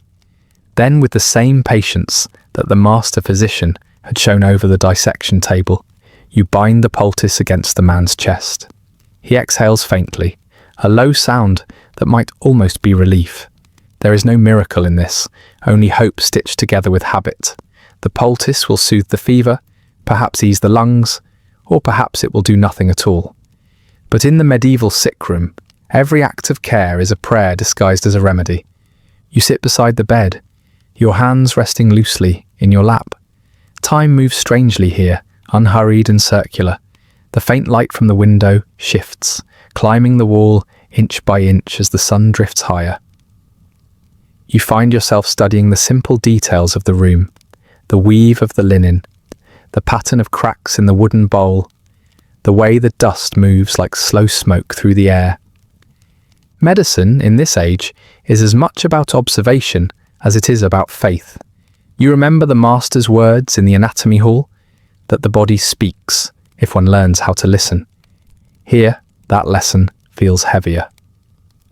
The man's breath rattles softly, unevenly, each inhale catching on some unseen barrier within. You tilt your head, listening. The body tells its stories not through words but through rhythm. The pulse, the breath, the quiet intervals between. Outside, a bell tolls faintly. Midday prayers.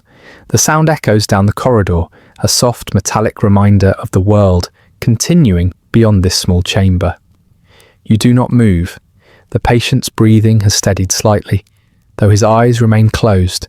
You dip the cloth in the rose water again, wring it gently and lay it across his lips.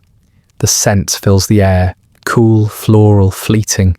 Beside the window, a small candle burns low. Its wax has melted unevenly, forming pale rivers that harden as they flow down its sides. You reach out and straighten the wick, shielding the flame with your hand. Its warmth brushes your skin, fragile like life itself. The nurse reappears with a pitcher of warm broth. She sets it down without a sound. You nod, taking the spoon and dipping it carefully, letting a few drops fall between the patient's lips. Most spill down his chin, but some are swallowed.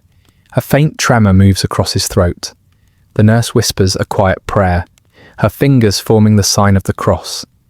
You do not pray aloud, but something within you stirs. A recognition of the fragile line between body and spirit, between science and faith. You think of the astrologer marking the stars, of the physician tracing veins under candlelight, and now of this man. his life balanced on the edge of breath. Every chamber you've entered has revealed a different face of medicine, the cosmic, the intellectual, and now the deeply human. The man shifts faintly, his eyes open, not fully, just enough to catch the glint of light from the candle. His lips part and a whisper escapes, too faint to make sense of. You lean closer, catching only the faint exhale of a word that might have been mercy. You place your hand over his, feeling the faintest return of pressure. The room holds its breath again. For a long time you stay there, listening to the soft rhythm of breathing and silence. The body continues its slow, stubborn work, caught between surrender and survival. You know that much of what you do is guesswork. Herbs for humours, oils for balance, prayers for courage. Yet still, you do it. Still, you hope. Eventually, the nurse touches your shoulder gently. "Rest," she murmurs. "The fever must run its course." You nod, though you do not move right away. You sit a while longer, tracing the faint patterns of light across the floorboards. The air smells now of honey and herbs, layered over the vinegar's sharpness. The scent of human care, simple and unadorned. Outside the chamber, the world feels brighter, louder. You step back into the corridor and pull the door quietly shut. Behind it, the rhythm continues. The faint sound of breathing, the whisper of linen shifting on straw. The silence of the sick room follows you, soft as the memory of candlelight. You move down the hall, past other doors, each one holding its own story of pain, of effort, of surrender. Somewhere, a patient laughs weakly at a nurse's joke, a sound that feels almost miraculous. Somewhere else, another coughs, long and low, and the laughter fades into prayer. By the time you reach the courtyard, the air has changed again. The sky has cleared, a pale blue stretching over the tiled roofs. The wind carries the faint scent of herbs from the garden. Thyme, mint, feverfew. You breathe it in slowly, letting the freshness settle over you. The silence of the sick room remains, lingering behind your eyes, quiet and heavy. You think of the patient still breathing in that dim chamber. Perhaps better, perhaps worse. In truth, you will not know.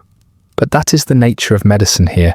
It is a path walked in half-light, guided by instinct, humility, and a kind of faith that is neither purely holy nor wholly rational. You walk on, the echo of your steps fading into the garden path. Somewhere behind you, the bell tolls again, slow and even, as if marking the quiet heartbeat of the world itself. And in that sound, in its gentle, unbroken rhythm, you hear what the sick room has taught you, that every breath, however frail, is a form of persistence. And so you keep walking, through the garden, past the herbs, toward whatever quiet task awaits next. The world, for now, remains still. The monastery gates stand open, just wide enough for a single figure to pass through. The morning mist curls low across the courtyard, wrapping the stones in a thin, silvery veil. You step out from the cloister into the open air, breathing in the faint chill that clings to dawn. The scent of herbs lingers on your hands, honey and thyme, reminders of the sick room where night faded into morning. The silence that filled those chambers still echoes faintly inside you, steady and slow, like the rhythm of a pulse. From beyond the gate, the sound of footsteps approaches, uneven, weary, dragging through the damp earth. You look up to see a traveller, cloaked in grey wool, his face half hidden beneath a hood heavy with dew. A walking staff leans against his shoulder, its wood worn smooth by distance. Around his neck hangs a small bundle, wrapped in linen, and at his belt dangles a collection of charms and tokens. A scallop shell, a tiny wooden cross, a coin polished by countless fingers. He pauses just inside the gate, bowing his head as if uncertain whether he has arrived at a place of healing or of judgment. The porter greets him with a nod and gestures toward the courtyard bench. You step closer, drawn not by curiosity, but by the quiet aura of exhaustion that hangs about him. Pilgrims often come this way, some seeking forgiveness, some a cure, some both. In this world, the two are rarely separate. The traveller lowers himself onto the bench, his breath rasping slightly in his chest. "From Compostela," he murmurs, voice frayed with dust and distance, "for the relics of Sant Walpurga." His hand trembles as he draws from his satchel a small wooden box sealed with wax. Within, he says, is a fragment of a saint's veil, carried across countries to bless the sick and the faithful alike. You sit beside him. The stone is cold beneath you, but the air between you feels warm, heavy, with the mingling scents of sweat, wax and earth. You study the man's hands, rough, blistered, streaked faintly with dried blood, where the skin has split. You know the look, the toll of miles walked in worn boots, of devotion measured in suffering. The monastery physician arrives soon after, moving with slow, deliberate grace. His robes smell faintly of sage and parchment. He nods to the pilgrim, listens to his breathing, then gestures for him to follow toward the infirmary. You accompany them, the sound of their steps muffled against the flagstones. The pilgrim leans heavily on his staff, though his eyes, sunken and shadowed, still hold a glint of purpose. Inside the hall, the light is dim and kind. A single candle burns near the altar, its flame steady in the draught. The physician prepares a basin of warm water and gestures for the pilgrim to sit. As the man removes his sandals, the room fills with the faint metallic scent of blood and salt. His feet are raw, the soles torn open from long travel. Without words, you kneel and take the cloth, dipping it into the water. The warmth seeps through your fingers as you clean the wounds, tracing each mark of pain that devotion has carved into his skin. The pilgrim does not flinch. Instead, he murmurs something under his breath, a prayer perhaps, or a confession. The words are too soft to catch, but their rhythm is steady, like a lullaby for the weary soul. He speaks as though to no one, or to something unseen in the air around him. When the wounds are clean, you apply a salve of goose fat and crushed marigold, binding each foot with linen. The scent rises, faintly sweet, faintly bitter. The physician watches in silence, then opens the pilgrim's wooden box.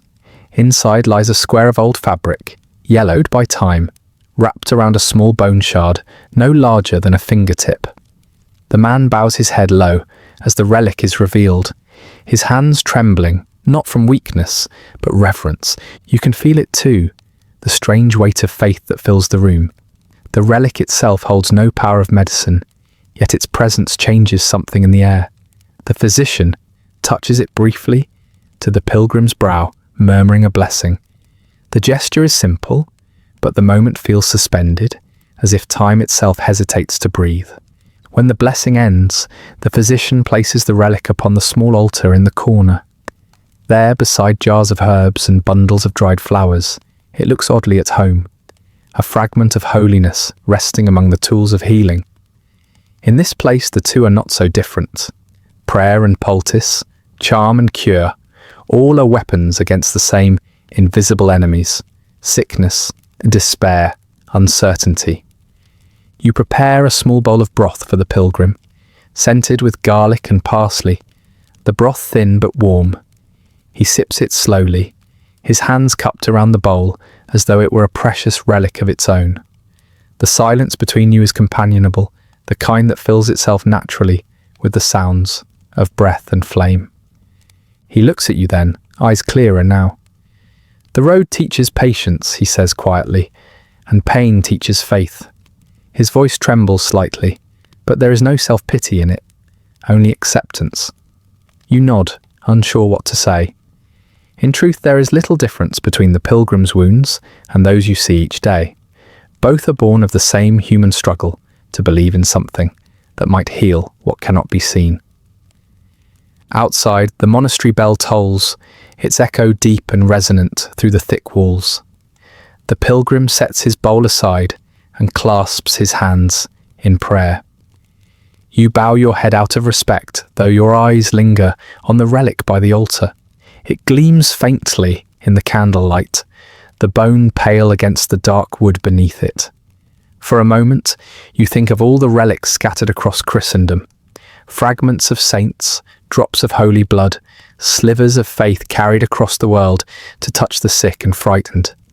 Each one a story, a promise, a small resistance against the darkness. When the prayers end, the physician speaks softly. "You'll rest here tonight," he says to the pilgrim.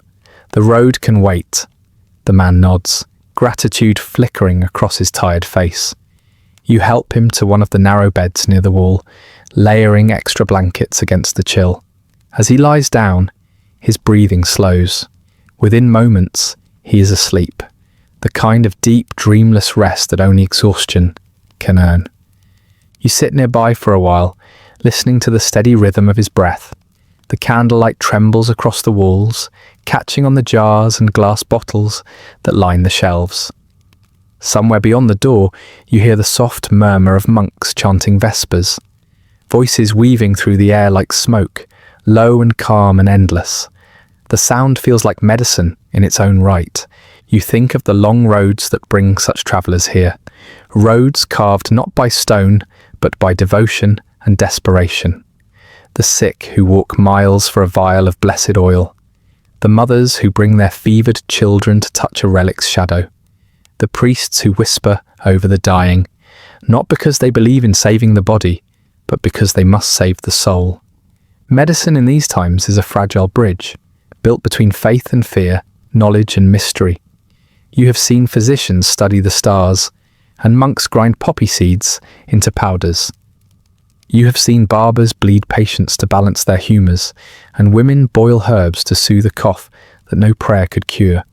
But here, in the quiet of this small chamber, you see the truth of it, that healing is not just the mending of flesh, but the soft act of believing that care itself has meaning. The pilgrim stirs once in his sleep, murmuring a word you cannot hear. You watch the candle's flame bow low in the draught, then straighten again. Its glow dances faintly across the linen wrappings at his feet, where the salve seeps slowly into the wounds. You imagine that, by morning, the pain will have dulled, not gone, but gentled. And when he wakes, he will continue his journey, carrying with him both his suffering and his blessing, two halves of the same fragile thing. You rise at last and step toward the door. The air outside the infirmary feels cool and damp, touched by the scent of rain. You glance back once more to the faint light within, where relic and patient rest side by side beneath the same flame. Then you walk on, through the quiet halls of the monastery, through the echo of prayers, the weight of history, and the steady hum of human endurance. Somewhere beyond these walls, the road continues, winding onward through fields and valleys, beneath stars that once guided healers and wanderers alike. And in the distance, perhaps, another pilgrim walks toward the same fragile promise, that somewhere between earth and heaven, the soul and the body might both find rest. The monastery bell tolls once more, low and sonorous, carrying through the morning mist that still clings to the courtyard stones. You lift your head from the worn wooden table where your notes lie scattered, sketches of herbs, fragments of prayers, and the faint smudge of wax where a candle has melted too far. The sound of the bell lingers in the air like a slow heartbeat, steady and inevitable. Beyond the cloister arches, a procession of figures moves quietly across the grounds. Grey robes, white veils, hands folded around small bowls and water jugs. The Sisters of Mercy walk in pairs, their steps soft upon the flagstones. You follow them, drawn not by command, but by instinct, as though the rhythm of their movement carries you forward. The air shifts as you enter the hospital hall, cooler, denser, heavy with the mingled scents of candle smoke, vinegar, and faint decay. The space opens wide before you. Long rows of narrow cots stretch beneath a vaulted ceiling, each bed separated by a curtain of coarse linen.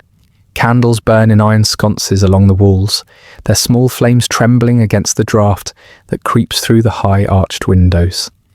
The light is dim but tender, softened by the smoke that hangs like a veil above the beds. You pause by the doorway, letting your eyes adjust. The murmur of prayers hums low, a tapestry of whispers layered with the sighs of the sick and the shuffle of feet. Somewhere near the far wall, a hymn begins, the voice of a single nun, unhurried and even, the words almost lost in the rhythm of the air. You move among the beds, carrying a small jug of water. The first patient you pass is a boy no older than 10, his face pale beneath a sheen of fever. His eyes flicker open as you pour water into a clay cup. He drinks weakly, the cup trembling between his hands. You murmur something, not a prayer, not a promise, just a sound meant to soothe.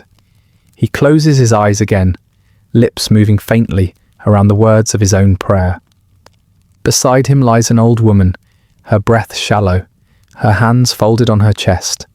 A sister leans close, bathing her forehead with a cloth steeped in rosewater. The scent rises, faint and floral, trying to mask the bitter edge of sickness. The nun's expression is calm, practiced. She hums quietly as she works, the tone gentle enough to lull even the restless. There is a strange peace here, one that belongs not to healing but to endurance. The sick are not cured so much as cared for, watched over, eased from pain toward acceptance. The Sisters of Mercy move like part of the building itself, silent, patient, as if carved from the same cold stone that holds the hall together. You pass a cot where a young man lies with his arm bandaged from shoulder to wrist. The wound beneath smells faintly of infection, sweet and sharp. You loosen the wrapping carefully. The sister beside you nods approvingly, then begins to mix a poultice of honey and crushed garlic, the old remedy against rot and fever. She spreads it over the wound with the tip of a wooden spoon, then binds it again with fresh cloth. "Keep it dry," she murmurs, though you both know the air itself carries dampness that seeps into everything. You pour a small measure of watered wine for the patient, and he takes it wordlessly. His gaze drifts to the cross hanging above the doorway, eyes fixed on it, as though its presence alone keeps him tethered to this side of life. In one corner of the hall, a monk tends to the dying. His voice is low, reciting psalms in Latin. You do not need to know the words to understand their rhythm. A soft, repetitive cadence that fills the silence between heartbeats. The patient beneath his hand is a woman, her hair streaked with grey, her skin pale as linen. Her fingers clutch a wooden rosary that has been smoothed by years of prayer. The beads glint faintly in the candlelight, worn but unbroken. You stand still for a moment, feeling the weight of the air, thick with incense, human breath, and something deeper, like the scent of centuries gathered in stone. This hall has seen countless lives pass through it. Peasants, soldiers, merchants, nuns, each one brought here not by wealth or will, but by the simple truth that illness spares no one. You notice how little separates medicine from faith in this place. The same hands that grind herbs also lift relics. The same water that washes wounds is blessed at the altar. A patient's recovery depends as much on hope as on healing. The sisters seem to understand this. They speak softly, touch gently, and when their remedies fail, they pray longer. You help where you can, holding a bowl, adjusting a pillow, dampening a cloth. The rhythm of care becomes hypnotic. Pour, wipe, breathe, whisper. The hours stretch, marked only by the slow dripping of water from a cracked jug and the flickering of candlelight that wavers with every sigh of wind. At midday, the bell rings again. The sisters pause to pray, their voices rising together in calm unison. You bow your head, though your hands remain steady over a patient's pulse. The beat beneath your fingers is weak but present, faint as the flutter of a moth's wings. After the prayers, bread and broth are brought out for those who can still eat. You help lift the spoon to trembling lips, catching stray drops before they stain the sheets. The broth smells of onions and herbs, a small comfort, a memory of warmth in a world that often feels cold and uncertain.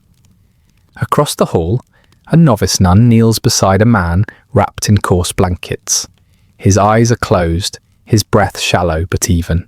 She whispers a psalm as she rubs camphor into his temples.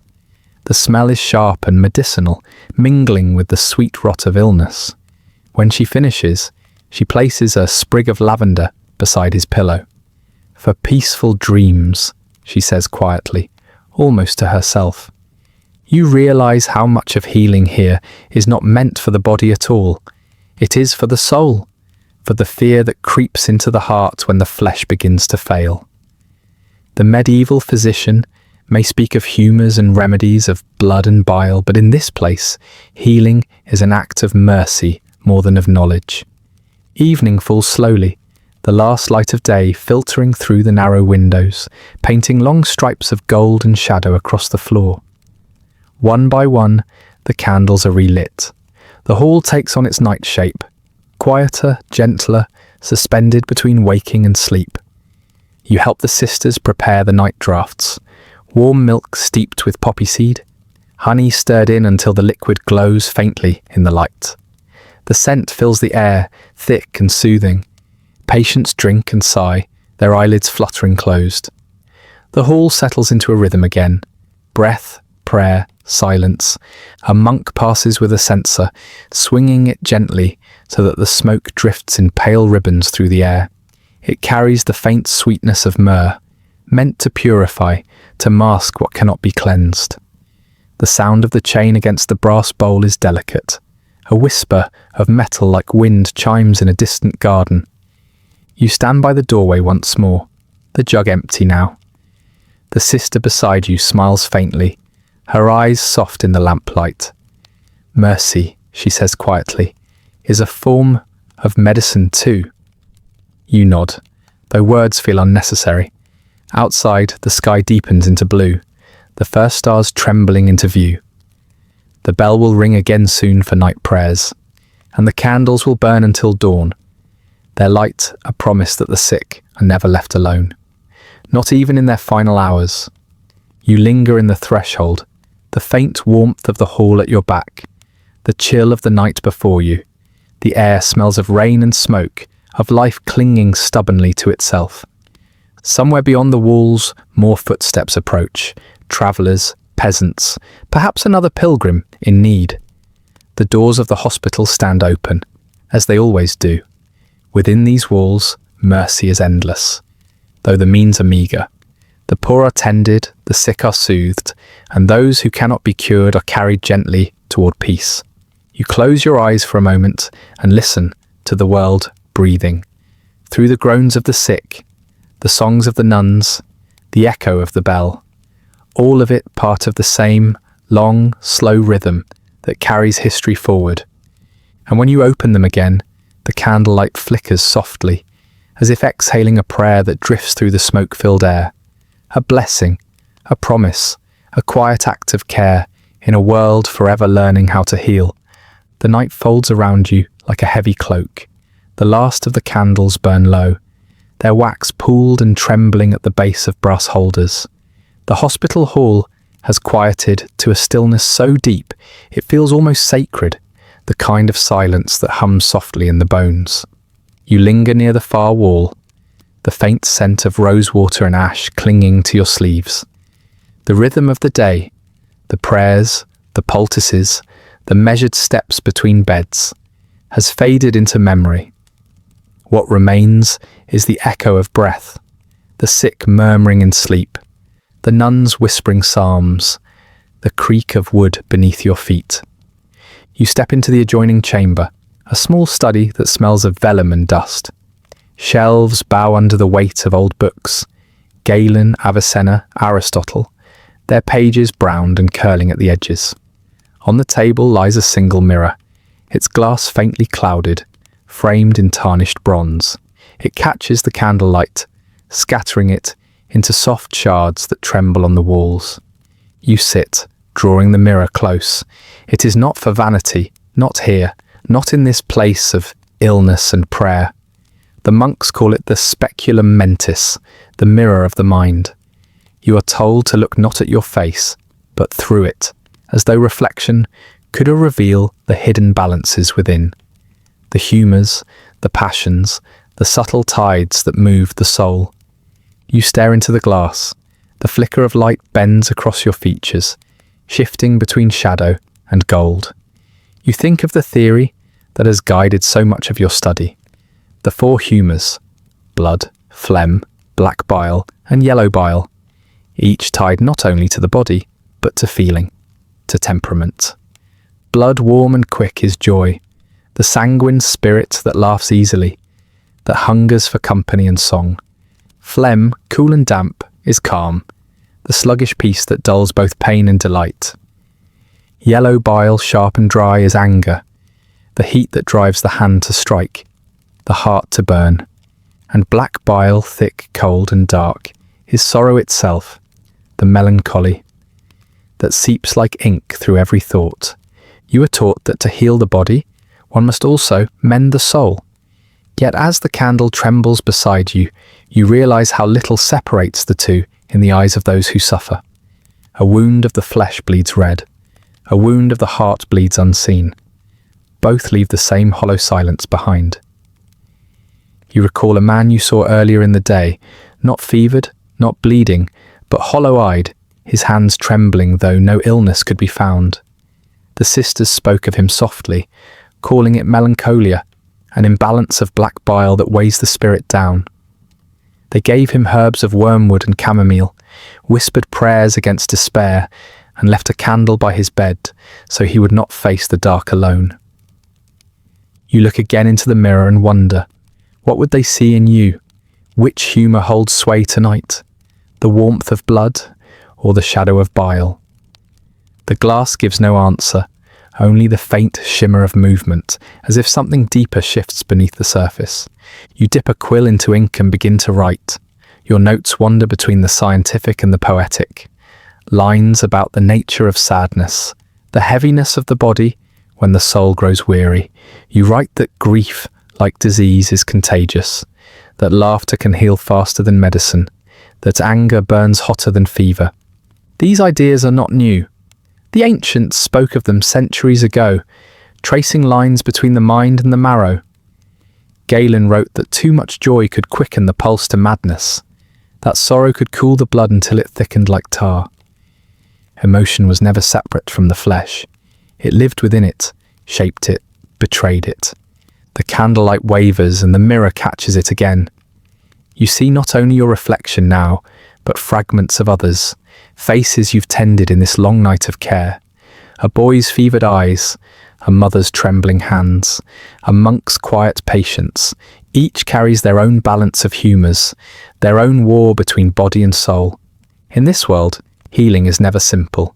To bleed a patient is to drain not just their sickness, but their sorrow. To feed them wine and honey is to restore not just strength, but hope. You remember how the Sisters of Mercy would whisper psalms as they worked, believing that words could steady the mind, even as herbs soothe the flesh.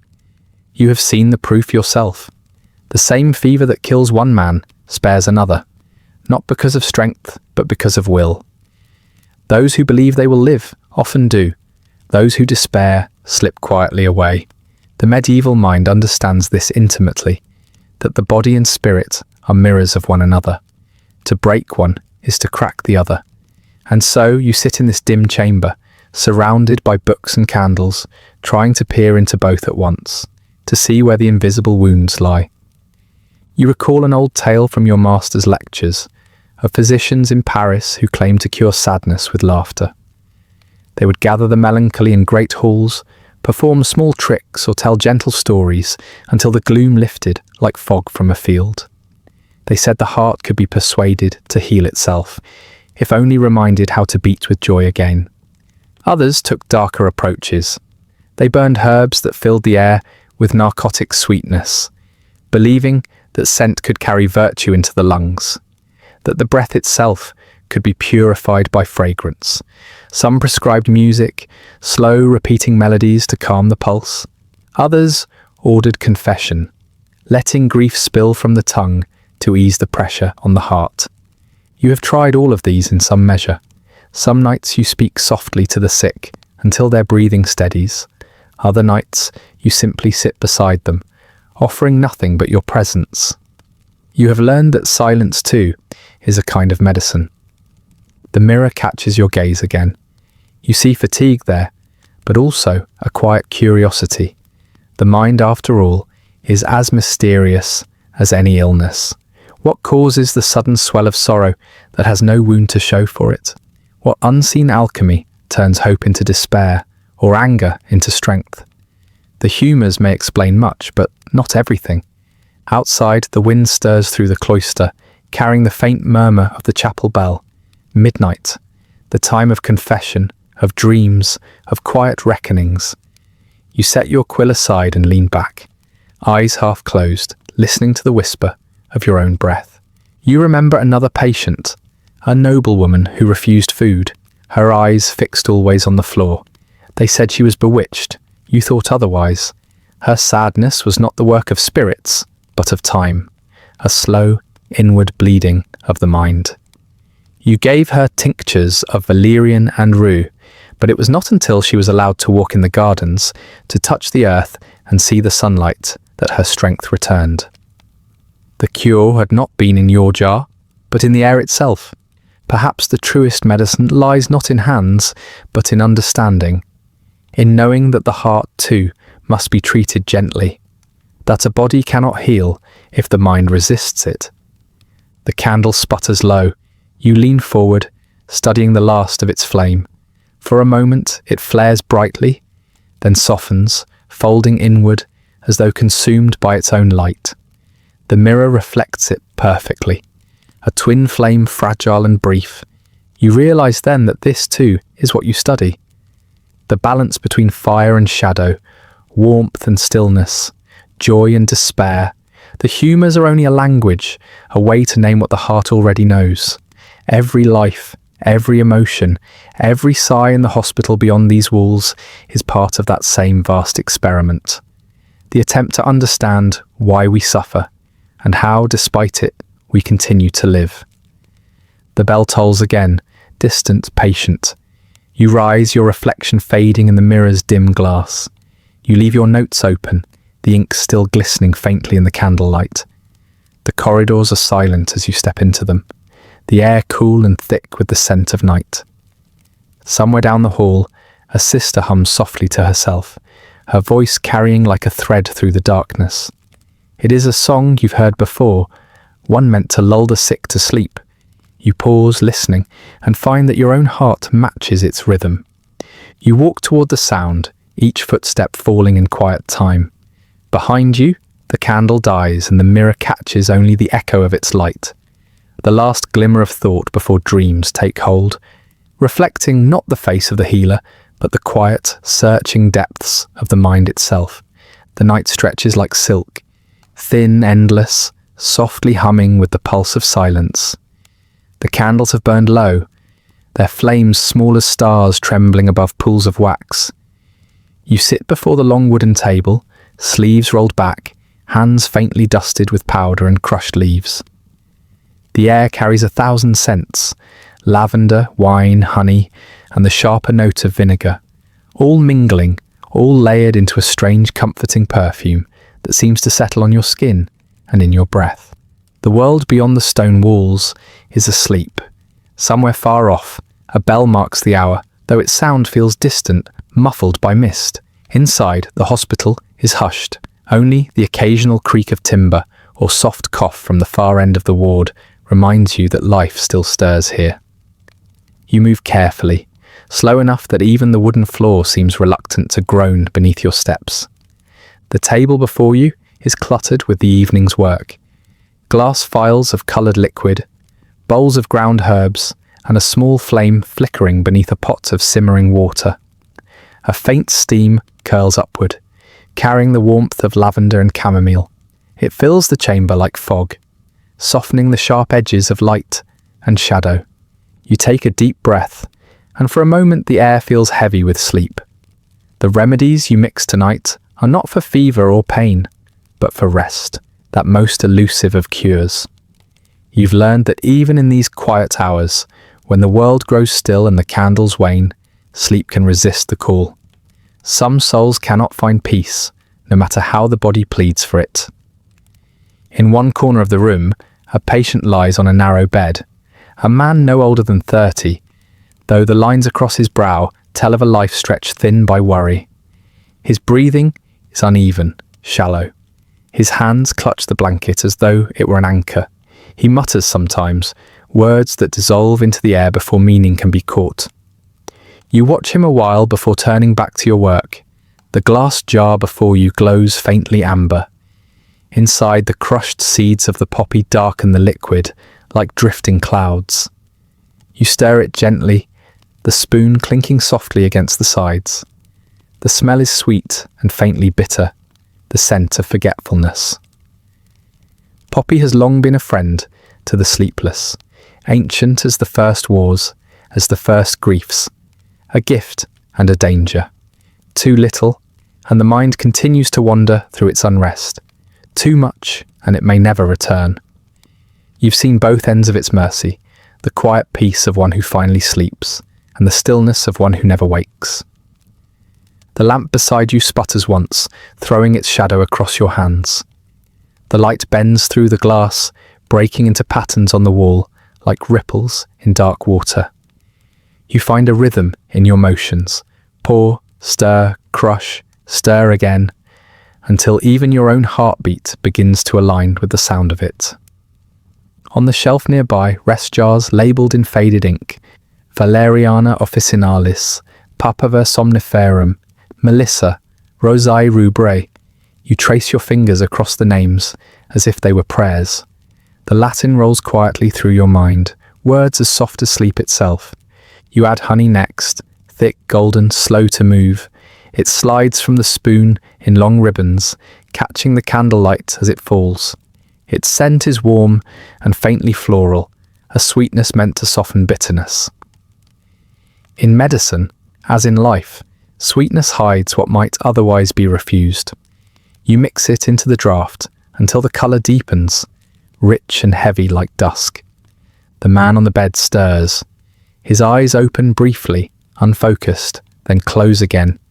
You move closer, holding the small cup between your hands to warm it. When you sit beside him, you can hear the faint rasp of his breath. It is uneven, catching in his throat. You dip a cloth in cool water and lay it across his brow. The smell of rosewater lingers faintly, a scent used not just for comfort, but for the illusion of cleanliness, of care. He murmurs again, something about voices or bells. The words mean little, but the tone carries the weight of unease. You tilt the cup to his lips, and he drinks slowly, obediently, the taste of honey softening his grimace. When he lies back, his breathing steadies for a moment, then falls into a shallow rhythm once more. You sit with him a while, the quiet between breaths long and liquid. The draught will take time. Poppy does not rush, neither does lavender. The body must first surrender, and surrender, as you have learned, is harder than healing. You glance toward the window. Beyond it, the moon hides behind a veil of cloud. The courtyard below lies still, the herbs in the garden motionless, the well dark and glimmering. The world feels trapped between breaths. There's something oddly sacred about these hours, when even the sick seem to dream, and time itself slows its turning. This is when the true nature of medicine shows itself. It is not always triumph or cure. Sometimes it is merely waiting, a vigil kept for those who cannot rest. Your thoughts drift to the humours again, the endless balance that must be maintained. Perhaps sleeplessness, too, is an imbalance. Too much heat in the blood, too much bile in the brain. They called it wakeful melancholy once, the mind too restless to close its eyes, too full of thought to find stillness. You reach for another bottle, one filled with faintly glowing liquid, lavender steeped in wine. Its scent is sharp but comforting, like a memory of summer fields. You pour a small measure into the same cup, swirling it gently before setting it aside. A sound draws your attention, the creak of a door somewhere beyond the ward, followed by the soft murmur of footsteps. Perhaps one of the sisters, making her rounds. You do not look up. The sound moves like a current through the air, steady, familiar, unthreatening. The patient's breathing grows deeper. You notice his hand has relaxed, fingers no longer curled tightly around the blanket. His chest rises and falls in even rhythm.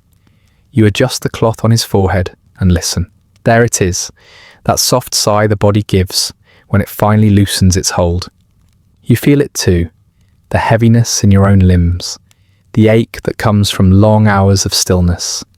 You pour a small amount of the lavender wine into another cup, not for indulgence, but for steadiness. You sip it slowly.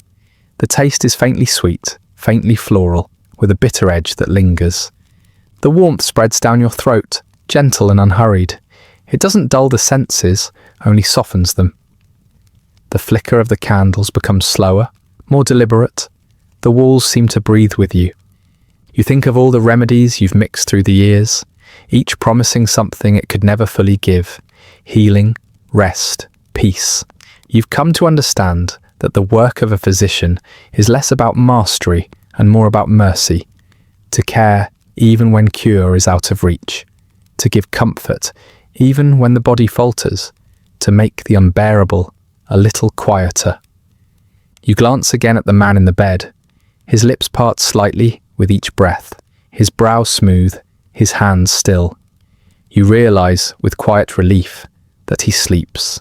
You remain by his side, not because duty demands it, but because the silence is fragile, something to be guarded. Outside, a faint wind moves through the courtyard, stirring the herbs, carrying with it the scent of thyme and earth. The world feels momentarily lighter. The draughts on the table stand like sentinels in the fading light. Some will be used before dawn, others will wait until another sleepless night. You begin to clean the mortar and pestle, the rhythmic scraping soothing in its monotony. The air cools as the candles shrink lower. Shadows settle into the corners, soft and velvety. The silence deepens until even your breath feels like an intrusion upon it. You sit again, resting your elbows on the table, and let your eyes close for a moment. The scent of lavender lingers. The faint hum of night presses gently against your mind.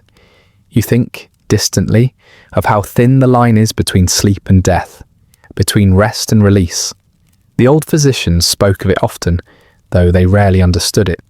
You wonder if, perhaps, the truest medicine lies not in herbs or humours, but in the moments when the world grows quiet enough to listen to itself. The candle wavers once, then steadies. Your head tilts forward. Somewhere nearby, a bird stirs before dawn. The night continues its slow unravelling, and in its silence, your remedies breathe, waiting for the next waking soul who will need to be taught how to sleep. The dawn arrives without sunlight. Only a dull pewter glow seeps through the narrow windows, spilling across the ward in slow, uncertain pools. The air smells faintly of ash and rosemary. Candles sputter low in their holders, their wicks drowning in melted wax. The night has retreated, but it has left behind its shadows, not on the floor, but in the eyes of those who wake within these walls. You rise slowly from your chair, stiff from hours of stillness. The cup on the table beside you has cooled. The lavender scent lingers, faint but comforting. You rub your hands together, feeling the residue of honey and herbs between your fingers. There's always something left, traces of all the lives you've touched. The ward is quieter than usual, the kind of quiet that feels deliberate. Somewhere down the long corridor, a bell rings softly, not the bell for meals nor the bell for prayer, but the one that calls the brothers to prepare the soul of the departed. It is a small sound, a fragile sound, yet it seems to fill every corner of the stone hall. You stand already knowing which bed will be empty. The man you tended through the night lies still, the blanket folded neatly across his chest. His face, softened by death, seems almost peaceful, though the air around him holds that faint, unmistakable stillness that separates the living from the gone. His hand rests open beside him, palm upward, as though waiting for something he will never again hold. You've seen it before, the line between life and silence. It never grows easier to cross. You dip the cloth once more into the basin, wring it gently, and wipe the man's brow, though there's no fever left to soothe. It is a small ritual, one learned by habit, not instruction. The monks will come soon to prepare him, but for now, the task belongs to you. You smooth the blanket, straighten the pillow, and whisper a few words beneath your breath.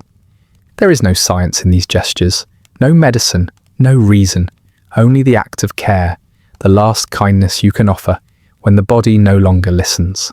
From the far end of the hall, a sister enters, her steps soundless on the stone floor. Her veil trails faintly, carrying the smell of candle smoke. She pauses by the door, meeting your eyes only briefly before kneeling beside the bed. Together, without words, you begin the quiet work that follows loss. She lights a small taper and touches it to the brazier in the corner. The herbs waiting there crackle softly, rosemary, sage, a sprig of juniper. The smoke rises in pale ribbons, twisting upward like faint prayers. It fills the air with a scent both cleansing and mournful. In this age, smoke is medicine. It purifies, they say. It drives away the unseen, illness, sin, spirits that linger where grief is fresh. You've never been sure whether it heals the air or only the living who must breathe it. The sister whispers something, a line from a psalm, low and steady. Her voice moves through the smoke like water. You bow your head, not in faith exactly, but in understanding. The words do not need to be believed to be felt. When she finishes, she looks to you. He was at peace, she says softly, though you both know peace is not always found in the dying. Sometimes it's in the moments after, in the stillness that follows struggle, in the breath that never comes. You nod. There is nothing to add. Words here are unnecessary. As she moves away, you remain. The world outside begins to stir, the sound of carts on cobblestone, the distant call of a morning bell. Life resumes, indifferent to the small tragedy folded within these walls. You gather the tools of the night, the empty vials, the spoons, the crushed petals scattered like remnants of hope. You wash them slowly, the motion methodical, almost penitential. Each sound, the clink of glass, the swirl of water, seems louder in the hollow silence. Failure is a familiar companion in your craft. It walks beside you, silent, unjudging. In the beginning, you try to fight it, blamed yourself, the herbs, the stars. You search the texts, the ancient words of Galen and Avicenna, hoping to find the missing cure written between the lines. But failure in medicine, especially in these times, is not a flaw of knowledge. It is simply the boundary of human reach. Still, every death feels like a lesson written in invisible ink, one you can sense but never read. You remember the man's face when he arrived, the fever glinting in his eyes, the trembling in his hands. He had spoken of dreams, of rivers that ran red, and skies that opened like wounds. You had thought it delirium. Perhaps it was. Perhaps it was only the mind's way of letting go. You wonder what it means to heal when the body no longer obeys. The medieval physician is taught to balance humours, to align the soul through prayer, to restore what nature has undone. But sometimes the humours refuse to balance, the prayers fall unanswered, and nature reclaims its debt. Then, all you can offer is presence, a steady hand, a gentle word, a silence that listens. You walk toward the open door, where the corridor stretches long and dimly lit.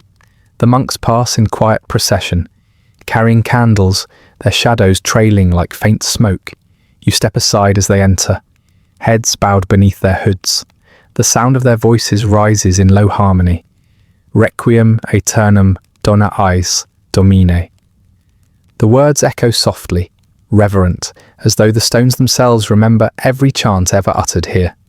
You follow them out once their prayer fades. The corridor feels colder now, the air damp with the scent of burning herbs. You pass the courtyard, where light finally breaks through the clouds, spilling across the herbs still glistening with dew. The rosemary catches the light, its silver leaves trembling faintly in the breeze. You pause there, watching the smoke drift from the brazier's open window above. It rises into the pale morning, like a promise, dissolving into nothing. There is a strange peace in that, the way even sorrow fades if you give it enough sky. A novice approaches, his robes too long, his eyes downcast. He carries a basin of clean water and a folded cloth. His hands tremble slightly as he passes. You can tell it's his first time tending the dead. You remember your own first, how heavy the air had felt, how the world seemed to tilt slightly, as though gravity itself had shifted. You say nothing to him. Words of comfort sound hollow in the face of what must be learned through silence. Instead, you turn toward the herb garden, walking between the rows. The ground is soft beneath your boots, still damp from the morning's mist. You kneel by the lavender, crushing a stem between your fingers. The scent releases instantly, sharp, clean, soothing. You hold it close to your face, breathe it in, and think of how often this simple plant has carried the weight of human hope. For sleep, for pain, for grief, lavender never protests. It only offers what little it has again and again. Perhaps that, you think, is all a healer can do. The bell rings once more, softer this time, a single note carried on the wind. You stand, the stem still in your hand, and look toward the chapel where the monks have gone. The doors are open. The sound of distant chanting rolls out like a tide. Inside, the air is cool and dim. Candles flicker before the altar, their flames steady in the stillness. The body lies before it, wrapped in linen, surrounded by the scent of incense and herbs. You take your place at the edge of the gathering, bowing your head as the prayers begin. You listen, not for meaning, but for rhythm. The low voices blend into one continuous hum, neither joyous nor sorrowful, just constant, like the breath of the world itself. When it ends, the brothers file out, and the silence returns. You linger a moment longer, the lavender stem pressed between your fingers until it bends and breaks. Outside, the morning has brightened. The light spills across the cloister arches, and the sound of life resumes. Footsteps, voices, the faint laughter of children somewhere beyond the wall. You walk back through the ward, past the beds where others sleep, still fighting their invisible battles. Some will wake, some will not. You know this now, that every remedy carries its shadow, and every healer carries the weight of those who could not be saved. You pause by the window. The smoke from the brazier has thinned. The air feels lighter. You exhale, slow and quiet, and whisper, not to the dead, but to the silence itself. Rest easy. The words dissolve like breath into morning light, and for a fleeting moment, the quiet does not feel like failure at all, only peace. The first light of morning arrives like a whisper, pale and uncertain, touching the walls with slow golden fingers. The air in the chamber is cool, still carrying the scent of last night's smoke and herbs. Somewhere beyond the cloister, a bird begins to sing, a sound so soft it barely stirs the silence. You open your eyes to that fragile song, feeling the weight of fatigue settle across your shoulders. The brazier has long gone cold. Ashes sit quietly where flames once danced. You watch the faint curl of smoke that still rises from the embers, a ghost of what once burned bright. It is morning, but it feels as though the world hesitates to wake. The monastery remains hushed, its corridors dim, its stones heavy with the residue of prayer and grief. You sit there for a long moment, letting the light climb the walls until it reaches your face. For the first time in many hours, you breathe deeply. The air tastes clean. You can hear faint sounds, footsteps somewhere far away, the rustle of robes, the scrape of a wooden bench, the small motions of a place that has learned how to move quietly around sorrow. The ward is emptier now, beds stripped and washed. A few patients sleep on, their breaths slow and even. One stirs, turning toward the light that spills through the narrow window. You rise, check the cloth at their brow, the pulse at their wrist. The signs are steady. For once, it feels like something has held. You pour water from a clay jug into a shallow bowl, the ripples catching the sun. The sound is soft, rhythmic, a small comfort after a long night of uncertainty. Outside, the bell rings for prime, the morning prayer. Its tone is gentler than usual, as though even the bell understands weariness. You close your eyes, listening to its resonance spread through the hallways, through the walls, and into you. When you open them again, the light has shifted, warmer now, steady, touching everything it reaches. The old texts lie scattered across the table beside your tools. Their pages are marked with notes, small scribbles written in the dim hours. You trace one with your finger, following the lines of Latin that twist and repeat like an incantation. For centuries, this was the only way forward. Ink, observation, the fragile courage to question what came before. Medicine was never born in triumph, you think, but in patience, in long nights spent beside dying candles, in the silence between breaths, in the trembling hands of those who dared to try. You lift the old book and hold it to the light. The margins are crowded with generations of thought, layers upon layers of minds, reaching towards something beyond their own grasp. You see stains on the pages, wine, blood, wax, time. They are marks of devotion as much as imperfection. The air grows warmer as the morning unfolds. Dust drifts lazily through the sunlight, turning in slow spirals. You watch it, almost hypnotized, and find your thoughts drifting outward. Beyond the walls, beyond the monastery, into the vast unfolding tapestry of time.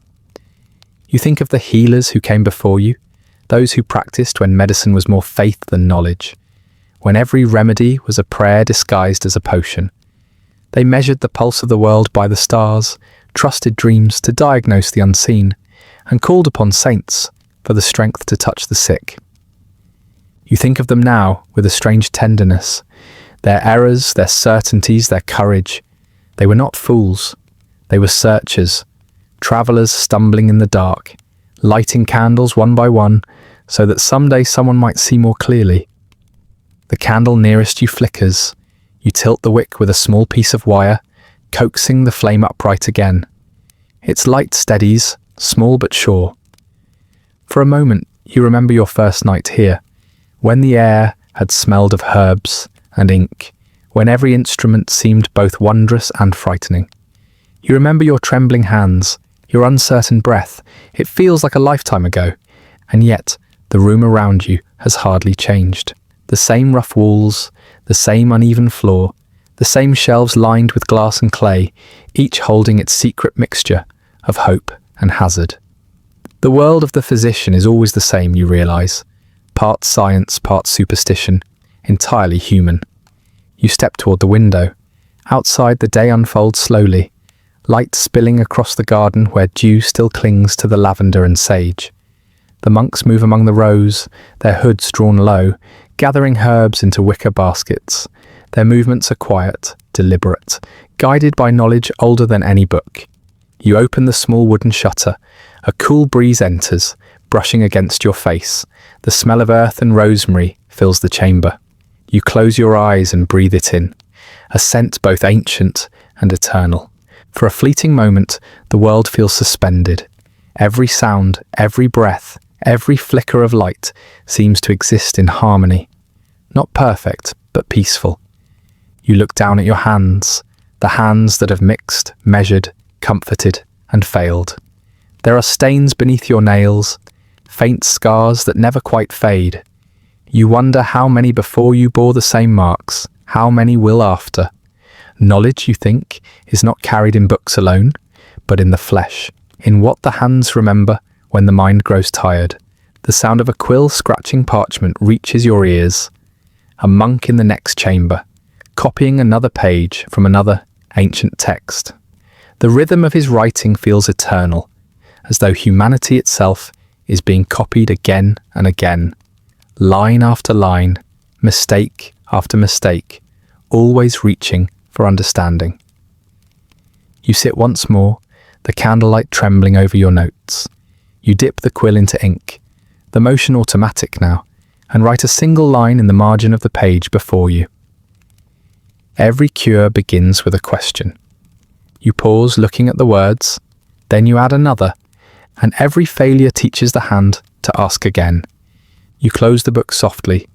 The light has grown brighter now. Dust motes scatter like stars across the air. You watch them float and fade, and your thoughts drift. Not toward the past this time, but toward what may come.